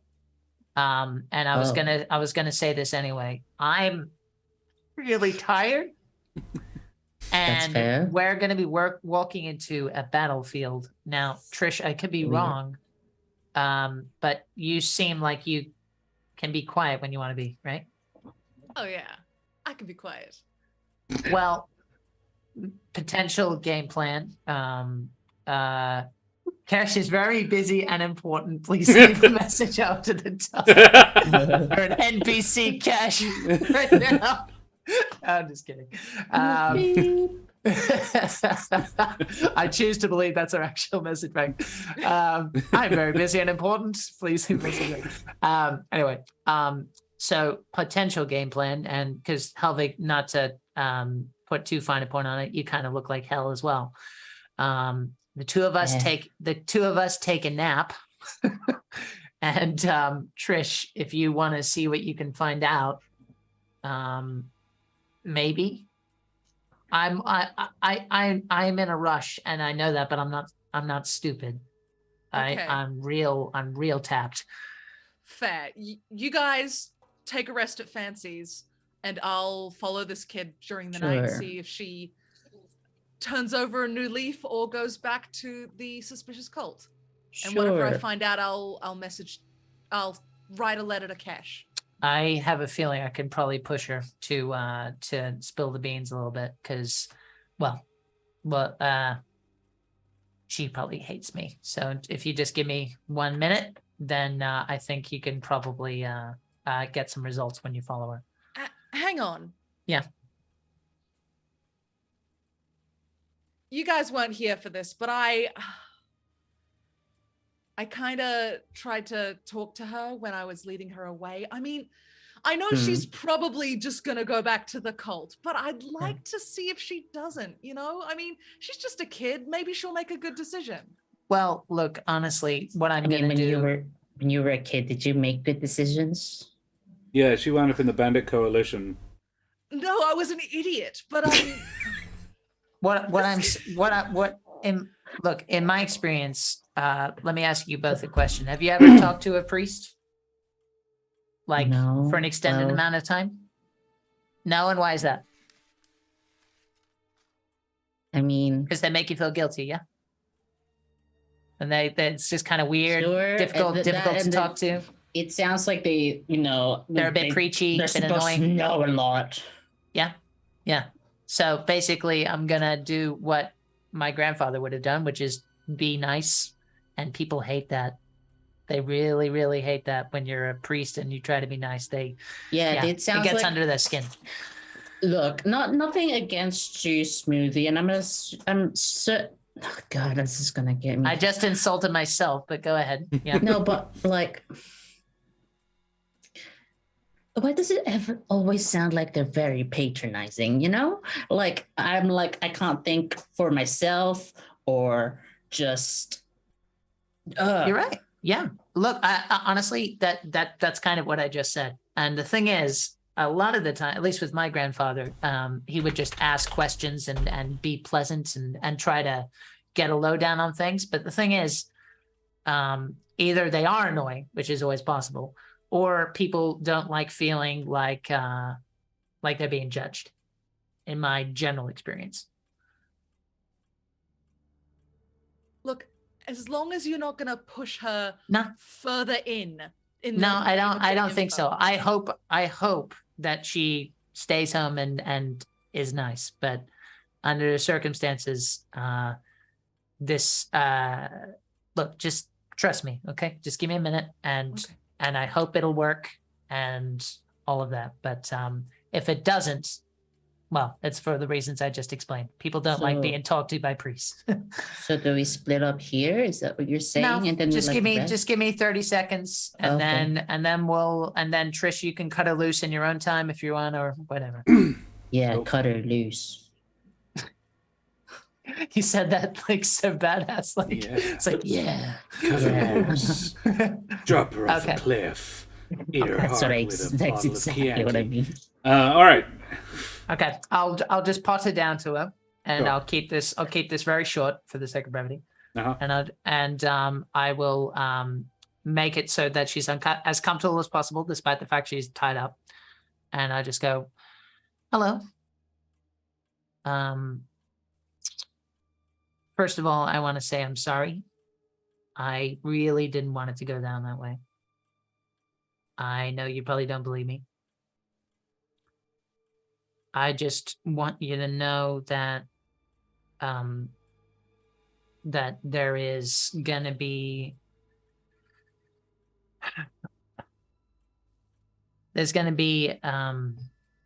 a lot of temptation for you to go back to the familiar. And while I understand that, I would say that you are going to, sorry, Jack's tied. Also, he's a new priest, so it kind of makes sense he'd fumble over his words. So he'd probably just take a deep breath and start again and just go, look, under the circumstances, just so you know, we're going to let you go. You are, we hope that you live a good life, and we're sorry it went down this way. Does she say anything in response? She is sullen. Mm-hmm. Okay.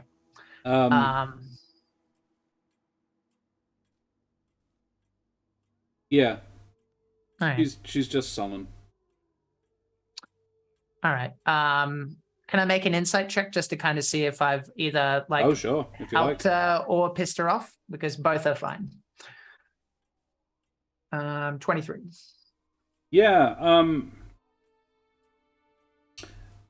She's not wanting to provoke you any further. She is aware. She's not stupid. She's aware that she's at your mercy, but you get a sort of a flash of insight, literally, that she was a serving acolyte of a church. You heard the sort of, she seemed fairly like into it. A being of unearthly power manifest itself, and this is something she believes in. Yeah. And you come along telling her she's wrong to believe in it. Yeah. Okay.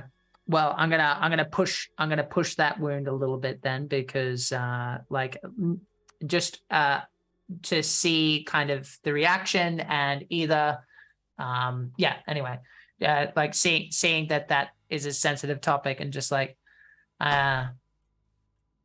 Trish, do you mind if I just do the honors now? Just untie her? Go ahead. All right. As I start untying her, just go, I know that you believed that, and I know what it's like to have things taken away. There are people that want to help, and they exist in the church. And for what it's worth, I am sorry that I was the one to bring the truth to you this way.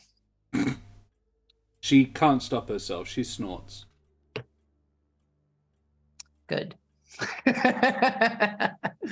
Okay. She says, I think I'll be fine. Thanks. I know you will. And she leaves. Good luck. Teenagers. Smoothie's one as well. He's only like 2 years older than she is. Mm-hmm.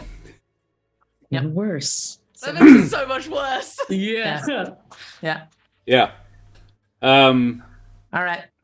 yeah, like if she was armed, she might be stabbing you. That's the point. Yeah. Cool. Yeah.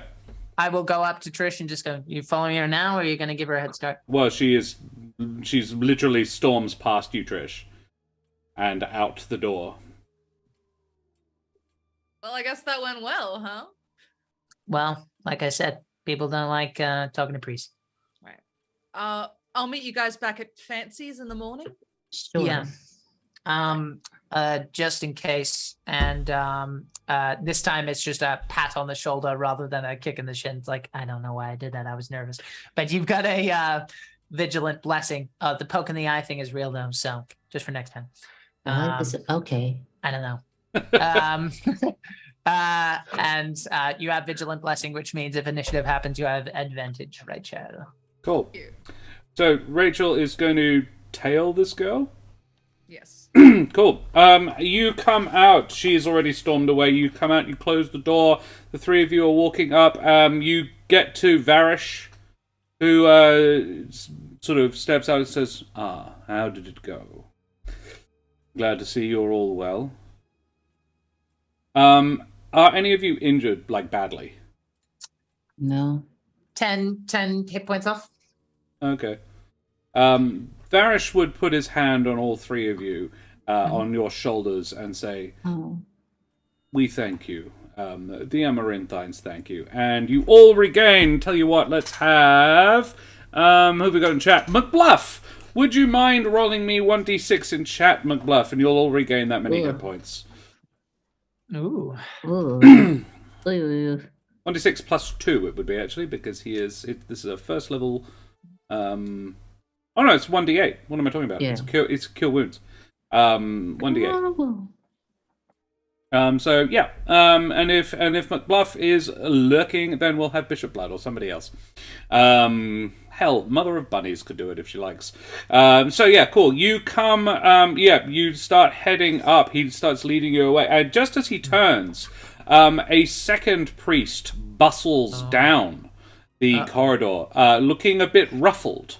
This priest is a raptor. Yeah, he heals. Omi, roll me that d8, would ya? You bad guys are probably about to get an 8.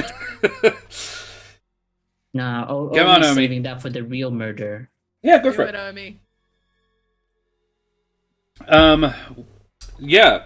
So I knew it. I knew it. So Three. There you go. Never mind. Yeah, this is a ruffled-looking raptor sort of heads down the corridor towards you. Like sort of, he's tutting, sort of like, no. Brother Varish, what is the meaning of this? Why do we have these people? He sort of looks over the three of you and just like, heck is that? And people Who, down in the Smoothie? categories. No, Helvig. Okay. He's seen a batfolk before, but there's a giant walking robot around. I am taking none of their shit. I hate priests. What did I say? What are these people doing down in the catacombs, Brother Varish? Any of you? Sorry, sir. We were just taking a tour. We wanted to see the religious artifacts that mean so much to us. Are I'm they Sorry here if for a that's reason? a problem for you. I mean, it's we asked the priest. Varish says, apologies, Brother Zeit. These They requested a showing of a particular artifact. This one here, a young priestly friend of ours, Hello. from far away, was seeking the remains of a dead relative. Darkest the Pious, a priest from an ancient priest. And the raptor goes, "Ah, I see. Well, that is reasonable. But you are aware that they must not linger." And Varys says, "We are on our way out now, brother." Yes, Darkest is obviously, Smoothie, a Terran name. Spell it out for me. Darkest, as in the darkest. He is the darkest. Hey, thank you. Yeah. That's great. Yeah, he's the darkest. Okay, Yeah. that's cool. Darkest the Pious. And So Smoothie, incident, I the would tell reason you what. that's- Tell Go you ahead. what. You feel free to explain, but can I have a history check, please? Oh, yeah. I've got lots of that. -2. Or religion if it's better. It is actually. It's a +1. Do you want me to roll again, or just No, keep the just roll I add have? 3 to it, so 10. Yeah, 10. I'm gonna say that would be enough, because I think Biggin would have told you of any famous Terran priests. So yeah, this is someone that your grandfather told you about. An ancient Terran priest from before the sundering of Barovia. Oh, that is cool. I quickly kind of look at Trish like you're losing your lead a little bit.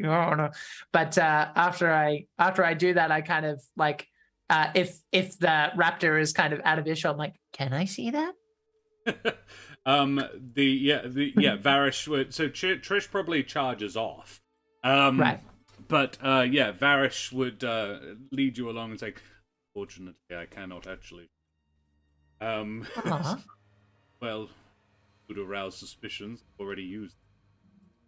All right, I'll come back another day. Maybe we're related. That's cool. That would be a pleasure, brother, and a pleasure, brother Smoothie, and then I'm a brother. That's cool. He nods to Helvig, Mr. Dewpoint. Give my best to Miss Caper, and he bids you farewell. Trish. Yes. Roll me. What skill, what ability would you utilize to track this person, to follow this girl without being spotted? Well, I would say stealth, right? Blending Yeah. into the crowd so she doesn't see me following her. Sure. Stealth it up. 26. Yeah. Trish. This girl, you come up the stairs and you see her just leaving the temple. She's not hurrying, but she is moving quite quickly. Like, she doesn't want to be here. She wants to go somewhere. And yeah, you probably maybe speedy boots it a bit and to catch up. But you managed to keep her in check. Oh, Trish actually has the boots of speed. No, Yeah. I know. All right. Okay. Right. I just thought I thought that was funny. You follow her. She heads into the quite a swanky district, which you are not surprised by. In the upper branches, wide-spaced roads with an awful lot of foliage, big houses, big gardens, and after a while, it does get a little difficult to keep it on the down low. You are quite obvious. You've got a spear, like a very, very particular lance, that sort of thing. But you do that, and you do manage to sort of keep tabs on her, and you see her go into a private residence here. And make me an insight check as well. Insight. Oh. 7. No, you don't really pick up anything about it. But She goes in. She is not stopped by anybody. She doesn't look. She looks like she's gone to this place any number of times. Let's put it that way. Okay. And it's a home. It's a private residence. It's quite a big one. It's quite fancy. The architecture is, I mean, everything in the tree is wooden. They don't build things out of anything else really up here. They don't want to make. You don't make buildings out of stone in a tree. Not often anyway. And so yeah, this is a large wooden, like 2-3 stories, semi built out of the tree itself. At least the outer layers of it. And yeah, it's a quite a fancy house. The architecture it features quite a lot of flourish of a particular family. There would be a family crest, actually. Can I do a history check to see if I recognize it? Recognize the family crest? Yeah, all right, go for it. Yeah, history. 13. 13. You'd probably. I'm gonna say that Trish probably doesn't pay too much attention to the family crests of the rich birdfolk families. It's not Nevermore's, and that's all you know, really. Yeah, it's but shadow motes. Yeah, it's definitely not a shadow malt. It is. There is a lot of silver in it. And you could certainly memorize the symbol.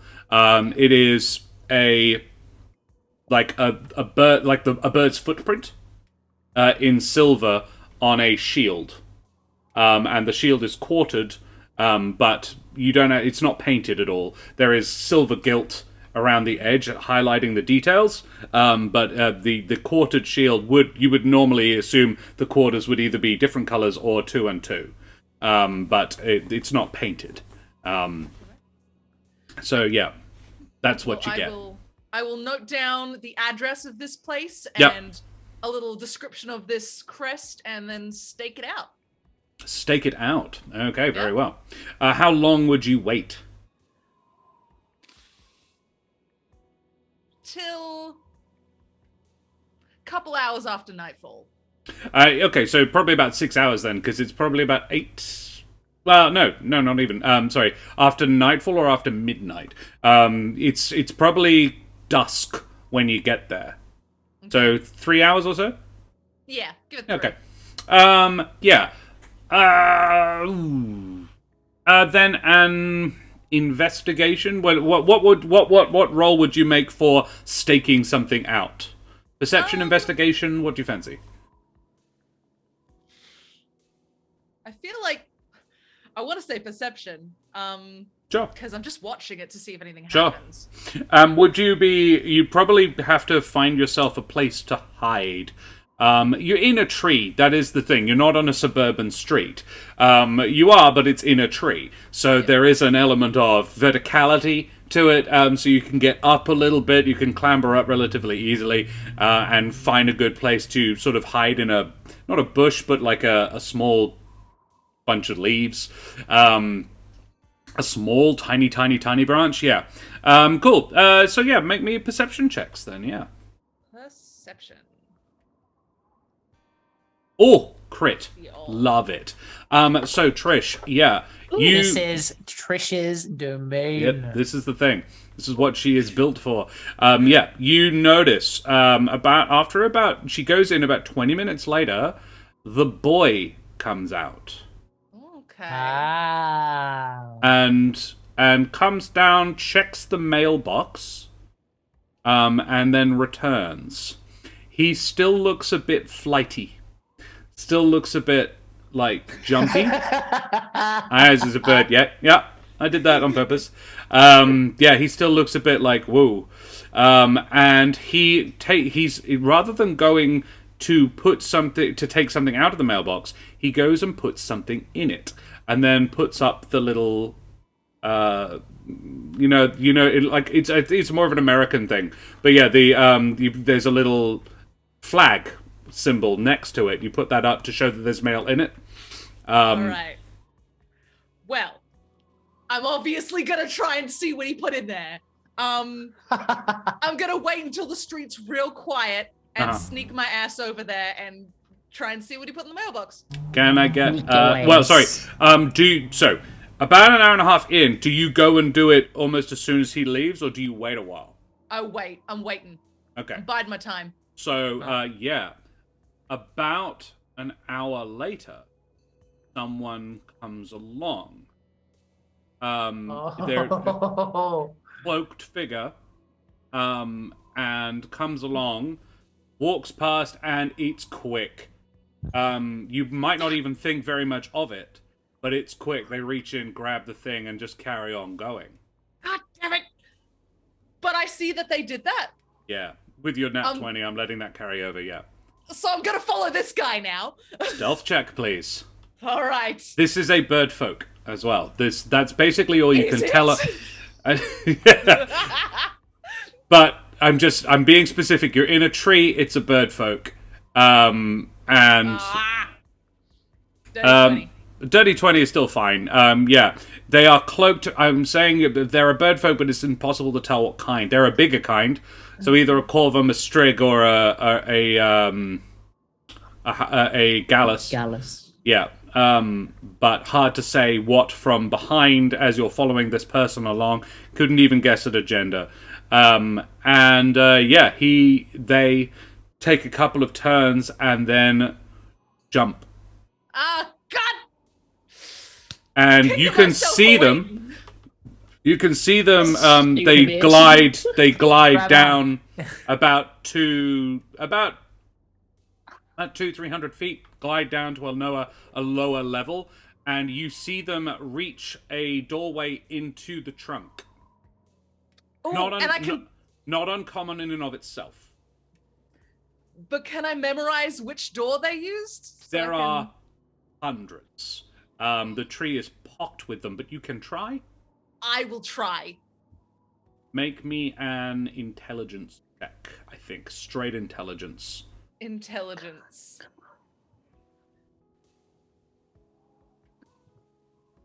What was the thing that... No. Oh, no. There is just too many, unfortunately, Trish. Like, you see it, and you go, right. Remember that one, Trish. Remember it. Should I draw it? How do I... And your eyes do not stray from it. And you're like, okay, all right. It's dark, but I can see in the dark. That's fine. I'm good. I'm a map edge. I got this. I've got this. I can remember that one. So I'm going to draw... Ah, fuck! And... It's like keeping an eye on one of the windows on the Starship Enterprise. Just Yeah. like you're like, fucking, which one? Oh god, there are so many. There's like 4 around it. Like I will say you can keep it. You can get a general area where, but nothing Okay. more. I'm man. gonna go to that general area and see if there's any kind of like marking area? symbology. To be clear, this is in the main trunk. There is no pathways. This is birds. Like it's So I designed. can't even get there at all? Not really. No. Racist! Bullshit! To be fair, Just gotta it rip that probably down. is. There It would probably be. actually is There racist. would It's be very other racist, ways yeah. to those places. Those are doorways for birds, but there would be humble folk doorways as well from the inside of the tree. Probably made hundreds of years after the fact, like a disability ramp or something. Just like, yeah, sure. Yeah, we'll give it to you. Yeah, Fuck all it. right. Okay. So can I tell what where the other side Like you would could be, try or is to that- climb down, Bishop Blood. Mapatch, you can climb, but it's 200 feet down, and you'd be climbing basically the wood of the tree. Athletics. yeah. Trish is canonically not a fan of heights. Yeah. So Yeah. You watch him So go the- like, bullshit! Fuck! So would I be able to is there a 1-to-1 on the inside that I could look for symbols on, or is that fucked? Is that not gonna work? You could take a stab with the 2, probably not. You can get a general area, but inside, you know that bit... Tell you what, you know that bit of the tree is quite well traveled. It's not actually overly far from where Smoothie and Helvig are in the hollows. It's in that general area. It's at that level of the tree. But you know that there are like hundreds of dwellings in that area, and it could be going to any one of them or something else. There are businesses down there as well. There is a museum. I'm gonna look, I got all night. I'm gonna go down there and have a wander around and see if I can see any symbols or suspicious characters. Knowing the specific symbol to look for, yeah. Yeah. Could ask Fancy for a favor. Ooh, all right then. I don't need to outsource this one. Yeah, maybe. I want to help so bad, but I'm not there, dude. Yeah. All right. So yeah. I don't know. Trish, what check would you make? That would be investigation. I gotta. Oh. You gotta cop it. I gotta cop the just straight number. 12. 12. I'm afraid there just isn't any clues. They are very they are deliberately very clandestine.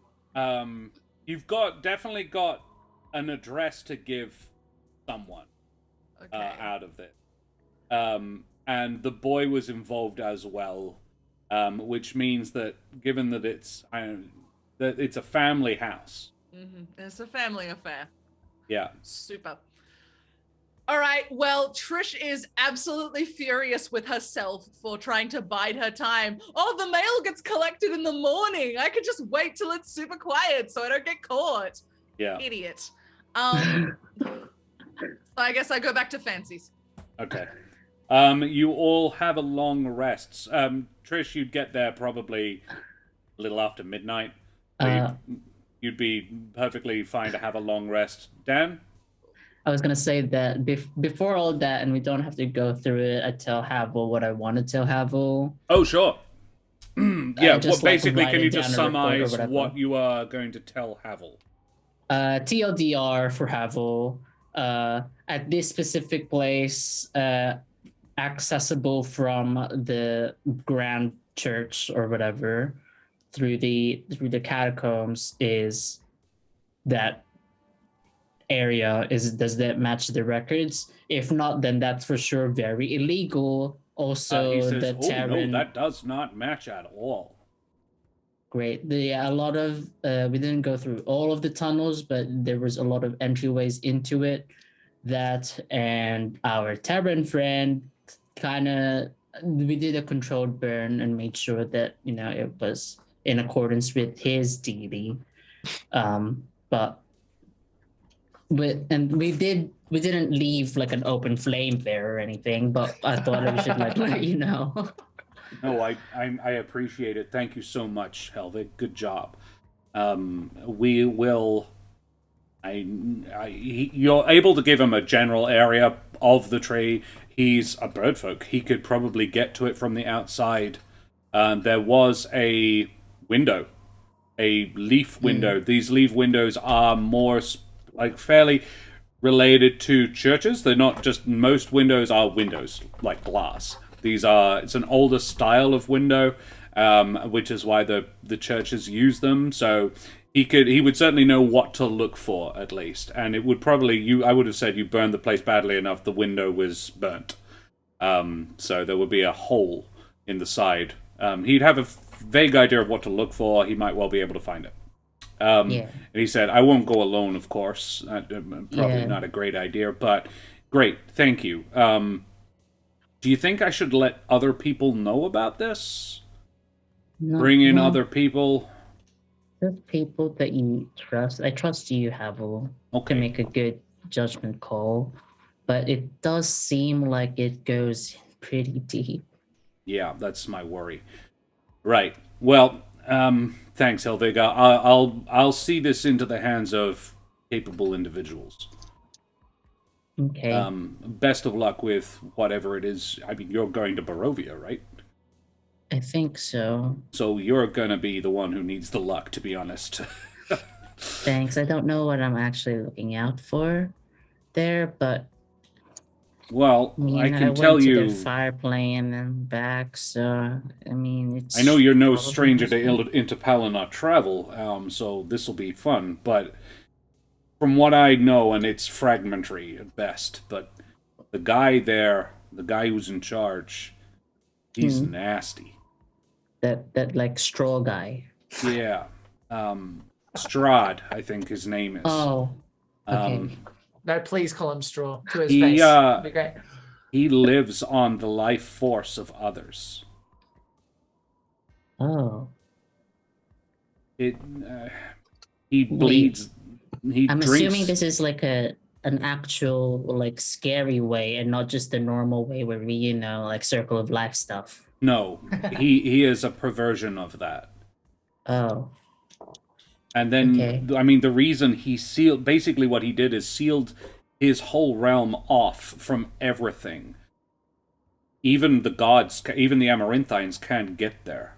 That's why he did it, because he knew that they didn't like what he was doing. So he's just kept it as his own little private play park. And it's almost impossible to access. Only people like Smoothie who can even come and go. Wow. So, yeah. Take care of yourself and Trish. I will. We'll try.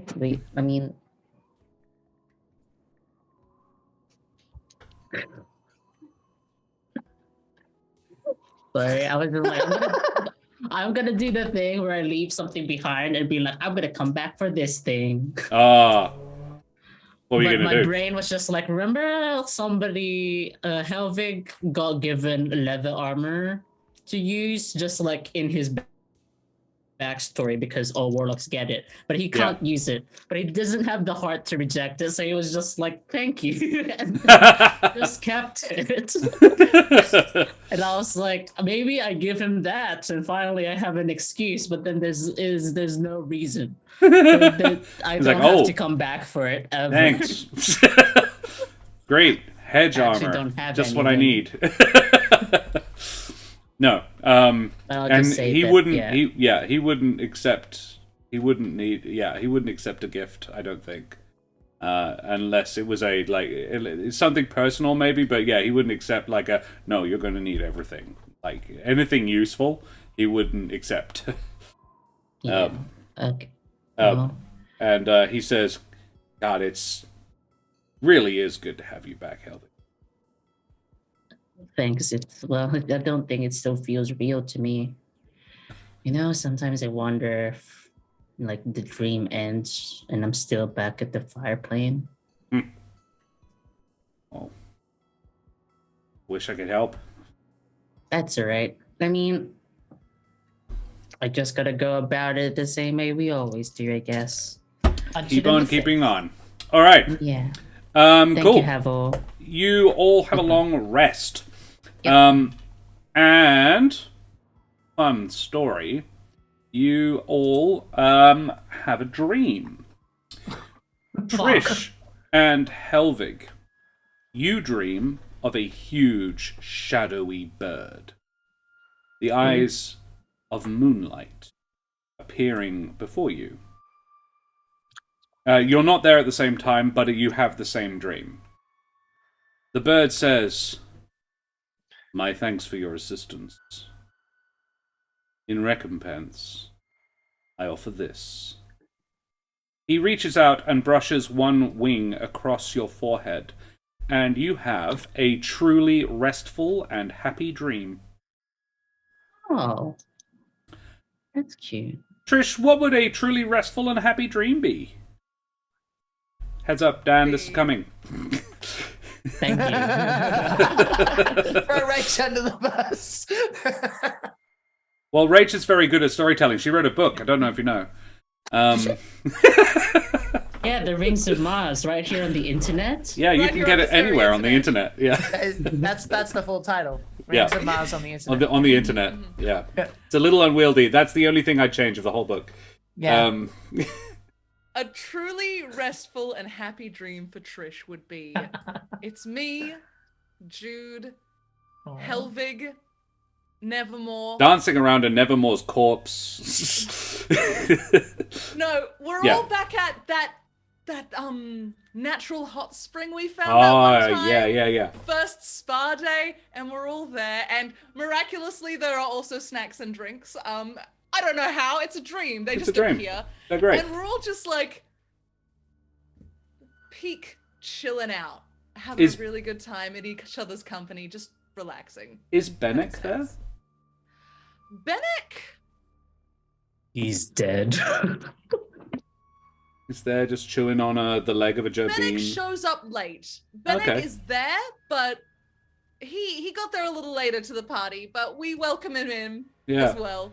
Because I want to imagine Bennett cannonballs at about halfway through. Just boosh. He does the duck thing where he goes under the water and he finds like some big worms in the mud, and that's his snack. Just Bennick! Damn it, Bennick!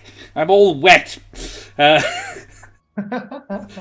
it's all right, Bennick. I can just prestidigitate. I'm fine. It's just adding It's to the also mud mask a Nevermore. dream. It's fine. Yeah, I think even in Trisha's dream, Nevermore is still a bit of an asshole.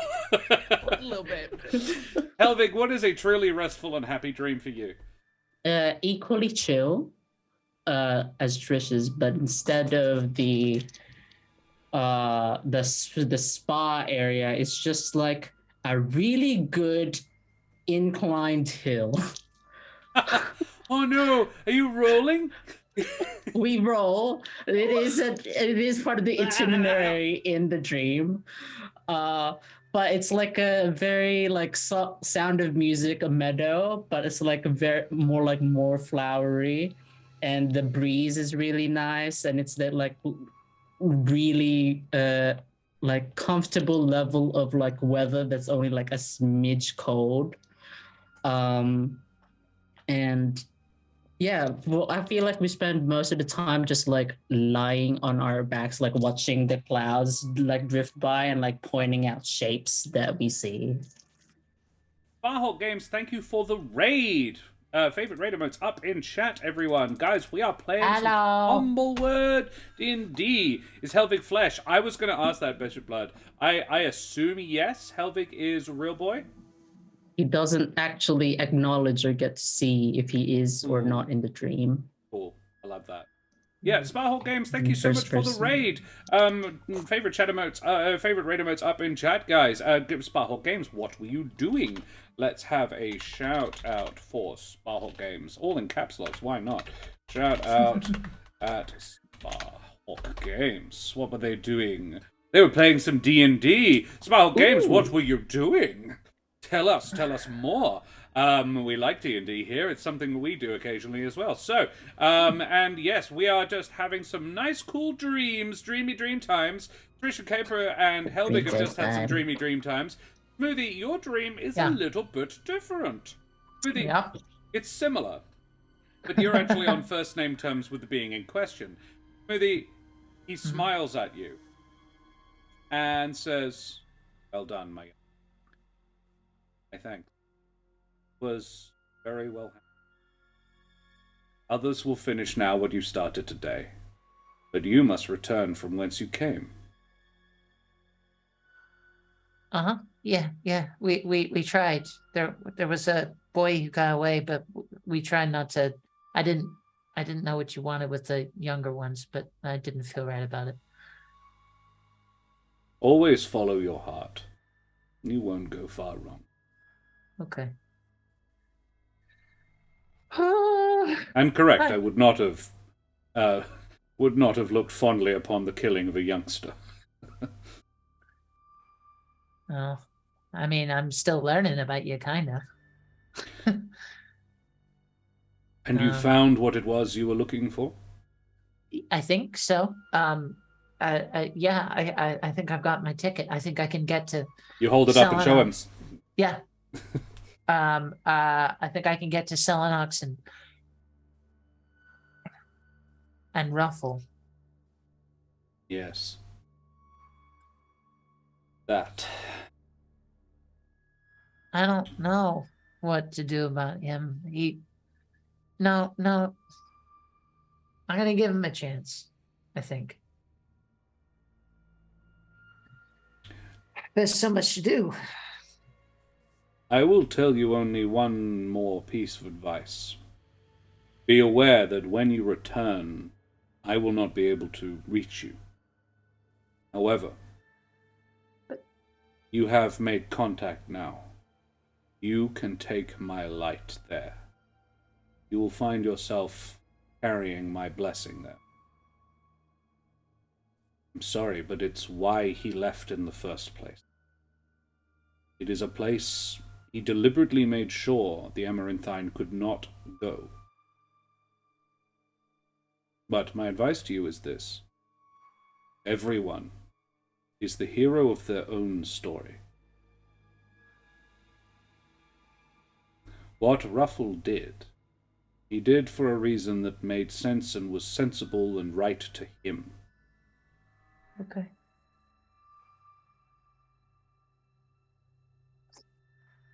I'll miss you. You won't be able to talk to me, but I am with you.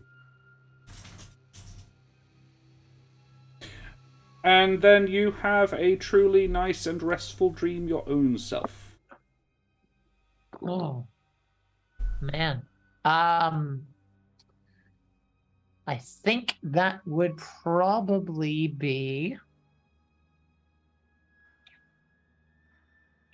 just watching his grandfather come in and do what he could for people who were suffering, and hearing, because he's got good hearing, people kind of talking shit about him, about Biggin behind his back, because he would take any kind of quote unquote payment. It didn't matter to him. Like sometimes they paid what they could, and other times they would pay in eggs or pie or something like that. Yeah. And he was happy with that. And other people thought that he was a fool and he was naive and all of that stuff. But Biggin could obviously hear that too, but he never let it get to him. And that's probably what he'd remember. And the pie was delicious. Hey, Thamior. Good to see you. Cool. Well, fun story. You all level up. Oh Gosh. All right. And because we don't have a table talk scheduled for the near future, I think we should probably roll them hit points. Meow. Okay. So, seeing as Jack is relatively new here, the way we do things, Jack, is you can choose. You can either roll the hit points yourself, or you can have two people in chat roll instead, and you pick the better one. Oh, we gotta go with the audience interaction. Come on, that's awesome. Mitch I'll is never only get another chance to do something like yeah. that. Mitch chose to do it once himself and got one.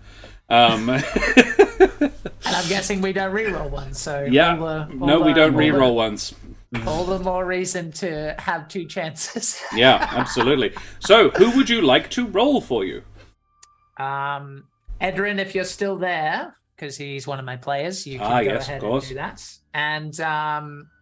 And I can't really see the rest of the chat, but we have Kate Sullivan, we have Thamior, we've got Omi.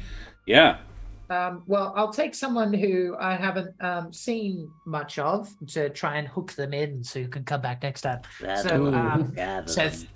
Thamior DM, if you can hear me, go ahead and roll a d8. And Edrin, if you're here, go ahead and roll a d8 for me as well. Thamior is thoroughly hooked, but totally, let's have Thamior. Okay, well then, I apologize. They deserve it. Yeah, no, sure. absolutely. Thamior was one of our first subscribers. Thamior has a first badge, yeah. Exclamation mark roll space 8, please, for a cleric. I presume you're taking a level in cleric. The big question is actually, Trish, do you take a level in barbarian or rogue? Ooh. Or bard? I don't know. Do you go a third? Wizard. Yeah, wizard. I'm just gonna have a quick Google and see what level 2 barbarians get. Barbarian gets reckless attack is the big reason to take it. That gives you advantage all the time. You do get you basically you give advantage to them, and you also get to get advantage on them. 4. Not bad from Thamior. 4. Looks like Edrin is not around. May not be anymore, so select somebody else. Sullivan, Kate, would you like to roll? Atlas Forge is here as well. Kate, would you mind rolling us 1d8 as well? Barbarian at level 2. Yes, reckless attack and danger sense.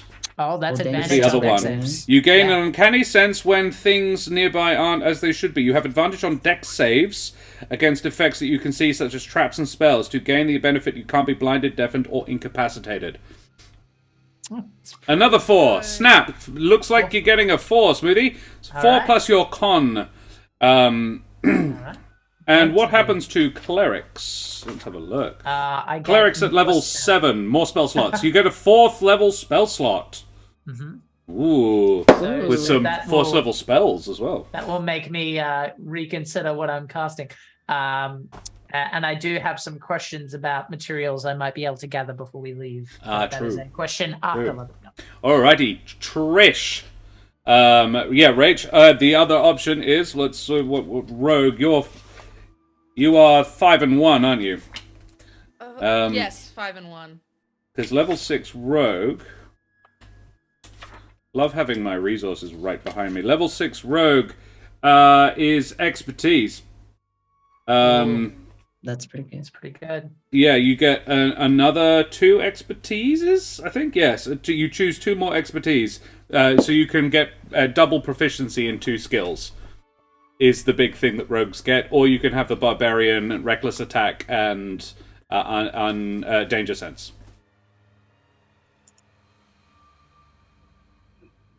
Would you like my opinion? Yes. Barbarian. You think barbarian? Okay. Definitely take another Nothing and else barbarian. for the smackins. Reckless attack is and gonna another- be a bread and butter thing for you. Okay. Yeah. I am the smack it with a thing of the party. You are the so- meat okay. shield. Yeah. Sorry, give me a second. My Smack big it Go for it. cat thing. has invaded into my little cat space. I know. Who would you like No. to roll your dice then? A D12. Ooh. And you can't have Omi, because you got Omi last time. Atlas Forge is here. Yeah, let's get Atlas Forge, please. Atlas Forge, could you roll space 12 in chat? She's going to Stradville, so she's going to need that hit points. Yeah, absolutely. And Bishop Blood? Has Bishop Blood rolled? Oh, yeah, let's have a Bishop Yeah. Blood. Bishop Blood and Atlas Forge. Roll me roll space 12 in chat, please. And Trish gets the Make better me even one. tanker. Yeah, the last time she got a straight 12 as well. That was Omi, and it was Omi that did it. A 1 from Atlas Forge, so hopefully I not forgive you, that Atlas. one. It's fine. Atlas shrugged indeed. Yeah, Atlas did shrug. Oof. Come on, Bishop Blood. Oh no, it's all on Happy you. with my 4. Come on, I'm happy Bishop. with my 4 7. now. 7! 7's Okay. good. That That's is Thank you okay. very much. Particularly with Trish's +3 in con, I think. Yes, I It's got not good below average, Bishop. Let's count our wins. That's totally fine. That is the average. That's I'm happy okay. with 7, man. Nice. Alrighty, and Helvig. I mean, Mono Warlock, let's go. Oh. What's Oh, you guys. It's a good thing that that I have 7th level going into Barovia now, because this spell is going to be very useful. Good, good. Level 7, Warlocks. Your spells known increase. Your invocations known. You get a 4th invocation. Mm-hmm. And my spell goes from 3rd to 4th. Yes, you get 4th level spell slots as well. And yeah, I think that's it. Solid roll. It's not bad. Gotta choose my Heldig. invocation now. D8s, and who's rolling for you? Um, You or somebody else as well. I always assume that people are going to, but you could do it yourself. Yeah, of course. Of course, I'm gonna get the chat to roll. Yeah. I like vibing in chat. Yeah. Who it's hasn't that. rolled yet that I'm... Omi hasn't. Surely Omi. Yeah. Omi's one of them. Let's have one of In Omi. celebration of your Vault Prime. Yeah. That's dope. And... Who hasn't rolled yet?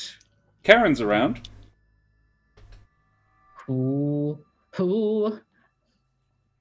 If Mother of Bunnies is around, sure. Yeah? I don't see her on the A list. 2 but from sure, why Omi. not? Oh. You know what, Obi? If I get a 2, it's all right. I forgive you preemptively.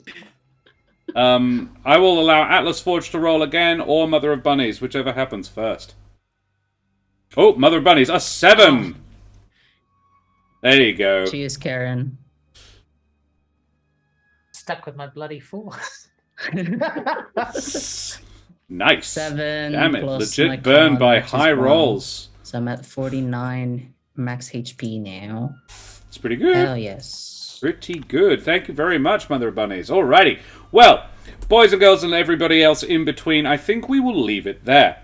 So you are resting up at Fancy's. Fancy's is... It's the Blade and Talon, isn't it? Something like that. That sounds right. Yeah, I think it's the Blade and Talon, which is the bar that Fancy owns. And Fancy is a loomer with the demeanor of Mary Poppins. Yeah, that's where you are. That's where we'll leave it. And you are ready to go to Humblerovia. Well, we call it Burrovia, as in Burrow Via. I get to change my invocations as well. Yes, you can. Alrighty, but we'll do all of that off stream. But, guys, I think it's time for our favorite moments. Let's put nicer music on. Let's have Peaceful Morning. That's nice. Oh no, actually, I want Meditation. That's very cool. That's a nice one. I've never gotten to use it, but it's one I've wanted to use for a while. Ding. All right. Let's talk some favorite moments. I don't think we've done Dan first in some time, have we? No, we haven't. And thank you for the follow, Atlas Forge. Do it. Definitely fun revisiting. Come good. on, do Oh, it. definitely revisiting. Thank you very much. I'm glad you enjoyed. Yes, Come it on, was do a it, we're wacky here. one. We are here. Get on with it. All right, let's talk about Dan. We're For all me, craving him. very simple. I'm loving the synergy that me and Dan are having in combat. We are gonna make Josh very annoyed, and I am here. We're for very it. dead. Yeah. They're so dead. The synergy's too good. Josh will rocks fall and kill her. No, honestly, that's kind of what makes me excited. Like, right, Lava like snake. not to annoy Josh, but like if Josh suddenly has to go like, oh, I really have to take these guys seriously, then as a DM, that makes me happy because I'm like, oh, cool, like we've earned this and the challenge is there and all that stuff. Like I'm like one of my favorite games is Darkest Dungeon, right? So like I'm not particularly worried about like big tough things. In fact, I find it exciting. But the fact that we are synergizing so much, Dan, and also the the outright hatred that he has for priests, and Smooth is just like, yeah, I know. That's been my whole career. Most people do not want to talk to priests because it makes them uncomfortable. So I loved that. Yeah, that was my favorite Dan moment by far. I really liked Dan's chat with Havel and saying that he doesn't feel like things are real and he's worried he's gonna wake up from the dream. That was really heartbreaking and a real insight into his state of mind because he's been through some shit. So that was really interesting. I had two. One's silly and one's really cool. The silly one is the Blastoise moment. And like, as chat said, how he casts his spells, it's very, very fun. And I really enjoy, the Blastoise mental image. Favorite Helvig, I'm giving this kid one chance not to fuck up before murder. Yeah, absolutely. Omi, agreed completely. And I was just like, wow, you've given this kid a lot of one chances. It's just... I haven't given the kid one chance. That's all, Trish. Trish given multiple one chances. The recycling. Oh, Bishop Blood. Yeah, the recycling, making sure he's being very cautious with his magic. Really like that. My other favorite was the dream. The description of your dream. What makes him feel... Because I'd straight up forgotten the rolling down the hill. That was so long ago, and it was really cute. And I'm like, and I loved your response to the question: is it Meat Helvig or Metalvig? And Meat Vig or Metalvig? And you're like, he doesn't know or care. I'm like, yeah, boy, love that. Favorite self moment? I don't know. It's definitely fun for me because before, I guess I should continue that sentence first. It's definitely fun for me to try and figure out how to describe his spells now that he has like this basically like mental block on them, being like, oh god, my magic's running out. I need to be able to save as much of this and as like efficient as possible for all of these. But what was new and I thought was interesting was I didn't know he hated priests that much until that moment. That just like came out. I think that was like my favorite self moments always. To be fair, I like, kind of noticed in discoveries. the previous session, like you're like just like, yeah, priest person, hi. I didn't know to the degree. I know that he was like iffy about priests, but he's not gonna go all up in your shit about it. But like when given the chance, when he's like, yeah, just open up, dude. And then he's like, all right, fine. Yeah, I hate priests. Like, where did that come from? I always like making those discoveries. I love that his best friend in all the world is a paladin, but she's not, and she is quite like, hey, the power of Gaspard. And I'm like, he's yeah, like, cool. yeah, I mean, he's hot, so yeah, I guess. I get it, but I get it. I get where you're coming from. no, it's fine. I would have looked unkindly at one harming younglings. I mean, I'm still learning, so Atlas Forge, very good. Yes, alrighty, well, Dan, splendid. I should mention before as well that this is our favorite moments. It's something we do at the end of our streams. It's something we've borrowed from the Dreaded GM, but it is spreading throughout the internet webs and the stream space. Eldritch Scribe does it now as well. Ardana does it. Yeah, I'm like, good one of us. Yes, all right. Well, seeing as we talked about Dan, maybe we should talk about the priest that he hates. Smoothie. Hey, I don't hate Smoothie. Let's just everything he stands for. Just like his occupation. Yeah, okay. Mm-hmm. All right, favorite Smoothie moments? I like that bit about the aside being like, yeah, let's talk to this kid, this teenager person, knowing very well that the chances are highly likely that this is gonna go incredibly south because, you know, people hate talking to priests, and then being like, I don't know what you mean, but really knowing, truly, in the deepest of hearts that I know what you mean. Being like, I don't like talking to priests, and going, oh, wow, you're right. Yeah. I felt so much. I really wanted to say, hey, I mean, you've met several priests that are great. Like Varys is a really nice guy. I'm a bit sad you didn't have more of an interaction with Brother Zeit, Tamalagust Zeit. I hate them already. Such a good name. It's very like Quillable, the name. Yeah. Quillable. Just gonna sit on him. That's a threat. Omi, favorite Smoothie. This is your captain speaking. Motherfuckers, get out of here. I'm gonna do an arson. Everybody get out. I'm gonna do an arson. I was gonna bring that up. I do have another thing for Smoothie if no one brings it up. I was gonna say I like how just genuine and sweet you are about your religious stuff and wanting to learn. Like specifically when the Servum guy makes up that excuse about you seeing Darkest's remains, and then you're like, oh, could I though? Because that sounds great. That was adorable. Yeah. That was so cute. When I wrote that, I was just like, awesome. He's definitely gonna wanna, and I'm gonna be able to block him. Yeah. Favorite Smoothie 2, just all the moon theme to his spells. Where's the magical girl transformation though? I was gonna say. Yeah. I like the bit about the planetarium. Yeah. I mean the moon theme, also Sailor Moon, the magical girl. Yeah, absolutely. Yeah. Very cool stuff. I really enjoyed.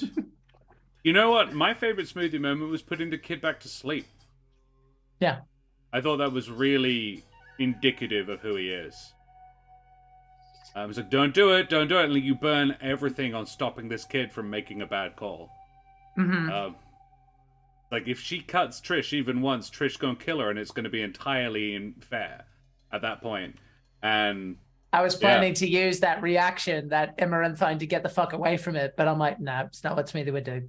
Yeah, no, it definitely wasn't, and it was very cool. Loved it. Bishop Blood, favorite Smoothie, can't read.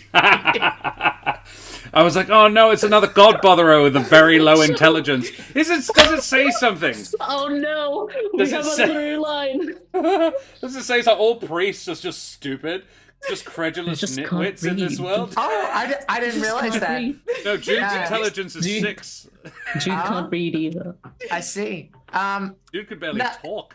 To be fair, I think the reason that I came up with in my head is that there was, like, I kind of mentioned it before, like reading was a luxury, and in my head, if like in any dictatorship, education is not something you want for the people. No, absolutely, it makes total sense. Completely tracks, and you also wouldn't have books of these things. Like Strahd would dead set have hunted down and burnt all the books. And you don't want to have them because it's evidence against you. Absolutely not. So it would be an oral tradition, and intelligence, a score of that.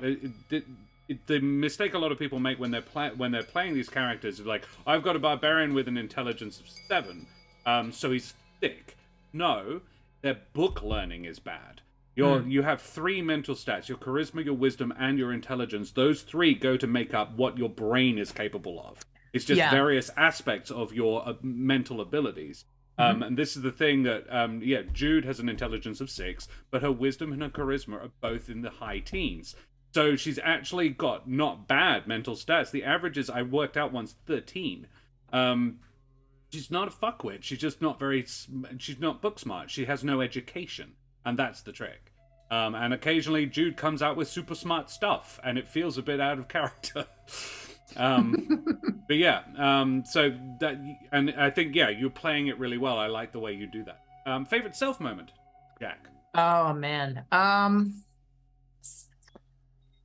think it was just that kind of self-awareness of I'm reading Dan's thing in chat.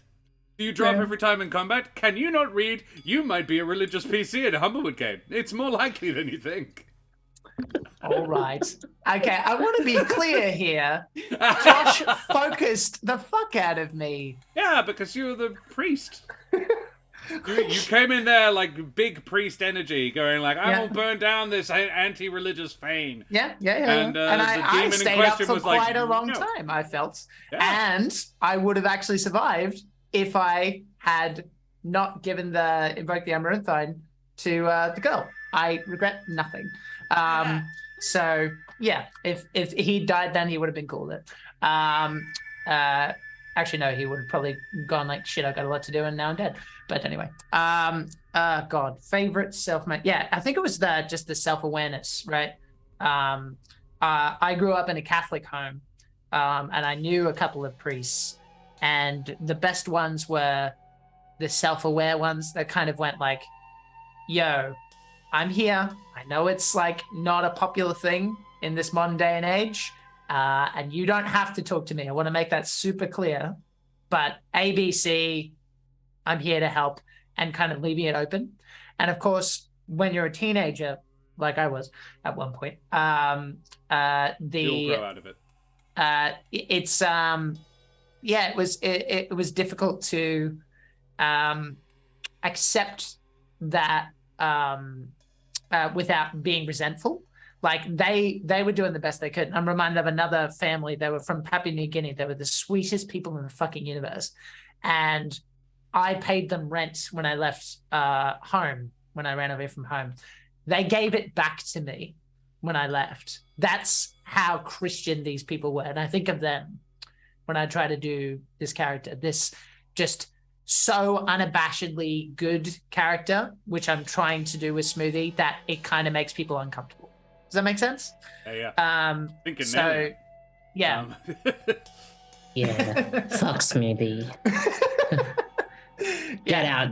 You're hiding something. You're too nice. Boy, Yeah. Helvig has like seen shit. Goddamn. That's kind of what I mean. Like that's exactly what I was like when I was a teenager. That's a perfectly understandable reaction. I know, because after I left, it took me years to reconcile and talk to those people again. They did nothing wrong. In fact, they looked after me and gave me stuff that they didn't have to give. Like they were living in the back of a church. They had nothing, but they gave me back my rent money. You know what I mean? Like that they were that kind of people, and that made me very uncomfortable.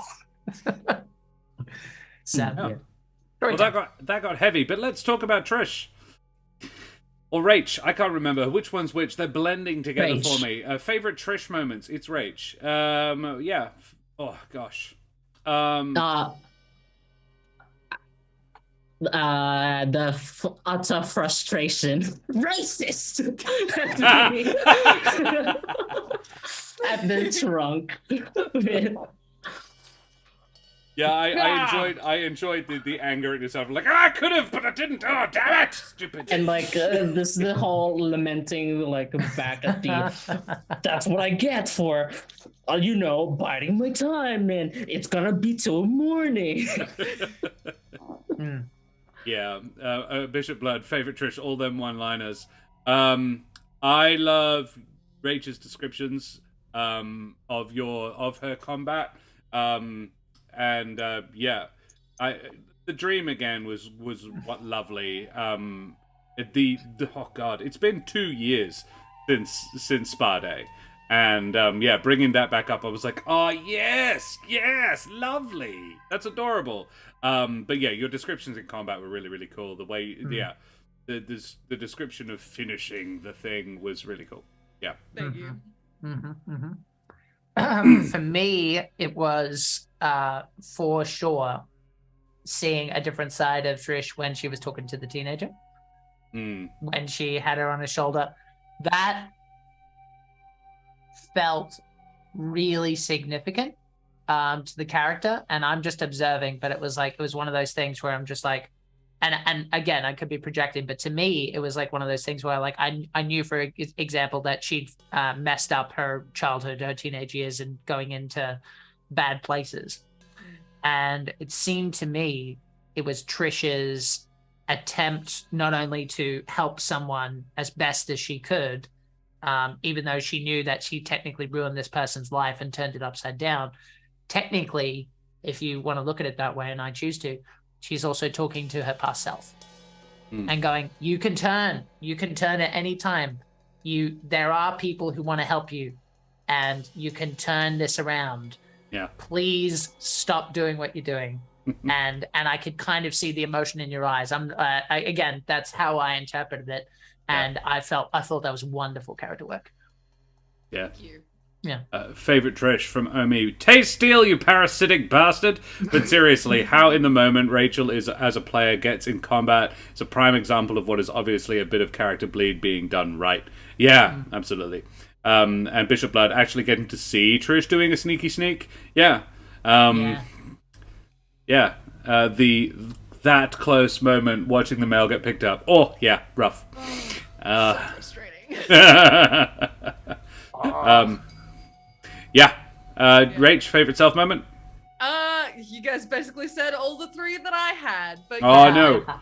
I guess just circling back, I love getting too invested in combat. It's so much fun to me. I just channeling Trisha's rage and getting to express it is a lot of fun for me. So I had a lot of fun there. Great. Cool. Alrighty. Well, I think it's time for favorite DM moments. Yeah. Oh my god. Yeah. What a fucking surprise. Oh god. No, this is not the way. Running dirty. Wow. My favorite down moment was that. No, this is not the way. Wow. I got God.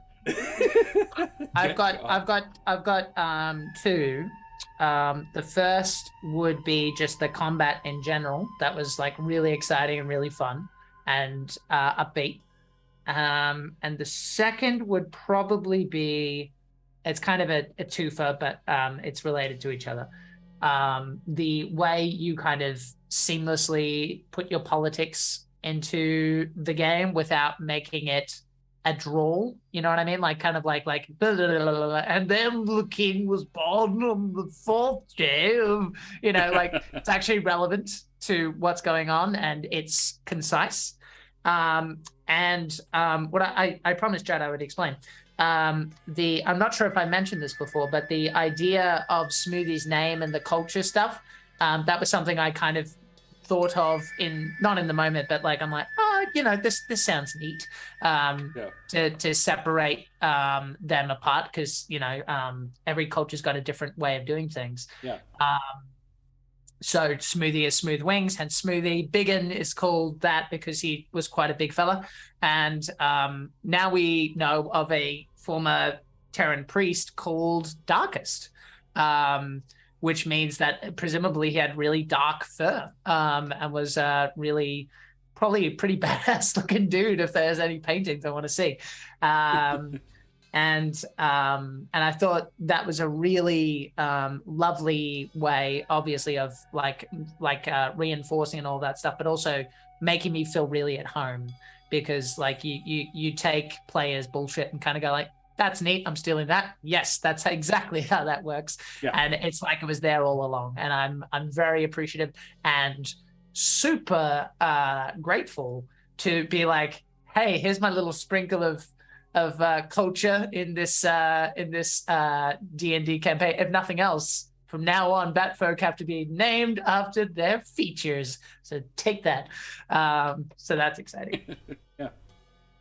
Favorite DM from Omi as grandfather. Oh, it wasn't me that brainwashed them. They did that themselves. I just gave them the outlet to do so. To do such. Favorite moment for me, like holding back, just ripping Josh's throat out. I'm saying that. My favorite DM moment, though, is essentially being able to navigate the way of trying to make an excuse for yourself, because that was what that was. The NPC, your 2 NPCs, were one of them was on our side, and the other one was like, what the fuck are these people doing here? And then basically just like making up in a quite concise manner that conversation, truncating so we can like just there's, I mean, we don't have much power then. I was ready to throw some hands, let's be honest. Many priests. Well, that was the thing. I was curious. I put it in there because I didn't need to have him come down, but I wanted to see what you guys would do. How you would react to the and he was a bird folk as well, and he was quite officious. Brother Varish was deferring to him as well. He was actually a senior priest. That didn't become relevant, so I didn't mention it. But yeah, he was actually superior to Varish. And Varish, I was like, he looked at you guys like, you're gonna... No, all right, I got this. And he makes up his own bullshit. So yeah, that was quite nice. My favorite was the Trish tailing the kid, because I didn't prep it. And I was gonna say that is my favorite. That was so good off the cuff, man. Thank you. Like I had a vague idea of who they were and where their family might live and what, but yeah, that was all made up on the fly. And yeah, my favorite me moments tend to be when I'm forced to improvise and come up with interesting lore. And what's really cool is the reason I love that whole bit is because you now have a lead to give Kesh. And that's really useful. Going to be really useful because she's at a dead end currently. Hey, we did it! Yeah, so that's super handy. And it was not my intent to build that into it. You built that, and I just sort of gave it to you when you were like, "Oh, we should follow this kid." I was like, "You should do that. That's a really good idea." Fuck. Oh, are we DM? Look, they have stuff, but now they have a concrete place to go. I suppose, is the trick. Good to know. No. Oh. No, but you've reached the end of a particular narrative arc, and now you've got some stuff. But yeah, now you have to go back and do some stuff. But now Trish has got something, and you've left it with Havel, who is someone you can trust, to put it in the hands of somebody he trusts. And he's not going to mention to Trish that that's Eric. I mean, Smart. look, Trish could trust Eric to kill some guys. Objectively true. Yeah. Yeah. Oh, alrighty. Well, thank you very much. So, guys, we should probably go away from here now. But I need to thank Sirenscape for our music. I need to thank Wooten Forge for our amazing affiliate status with them, I guess. If you fancy getting yourself some beautiful handcrafted wooden tabletop accessories, use the affiliate link in chat. I typed it somewhere and it just didn't come up. Straight up didn't come up. Let's try again. There we go.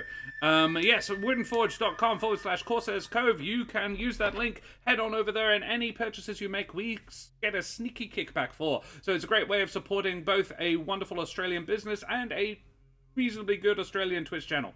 I don't like to blow my own horn. I'll let you guys do that for me. So, guys, thank you very much for helping us out and coming along and raiding all of our raiders, Sparrowhawk Games and Meeples and Dragons. Thank you so much for the raids. Thanks, you guys. charming and handsome motherfuckers. Guys, who the absolute heck are all of you? Dan, who the heck are you? Hello, I am Dan in the meat space, Europe in the cyberspace. Insert in your imaginations here my way of promoting this channel in such a way that Josh is like appropriately tooted the horn. Aside from that, you can find me anywhere. Just here every week because I look to give you all the good vibes because you deserve it. And you know, that's a threat. I'm glad you told us it was, because otherwise I wouldn't have known. Jack, who the heck are you? Hello, my name is Jack O'Brien. I am a professional dungeon master at dungeonmasterforhire.com.au. Come hang out. Come get yourself a game for your birthday, for your bucks party, for some sort of event. You can also find me at the Port Phillip Libraries, Emerald Hill Library, every 2 weeks, running free D&D.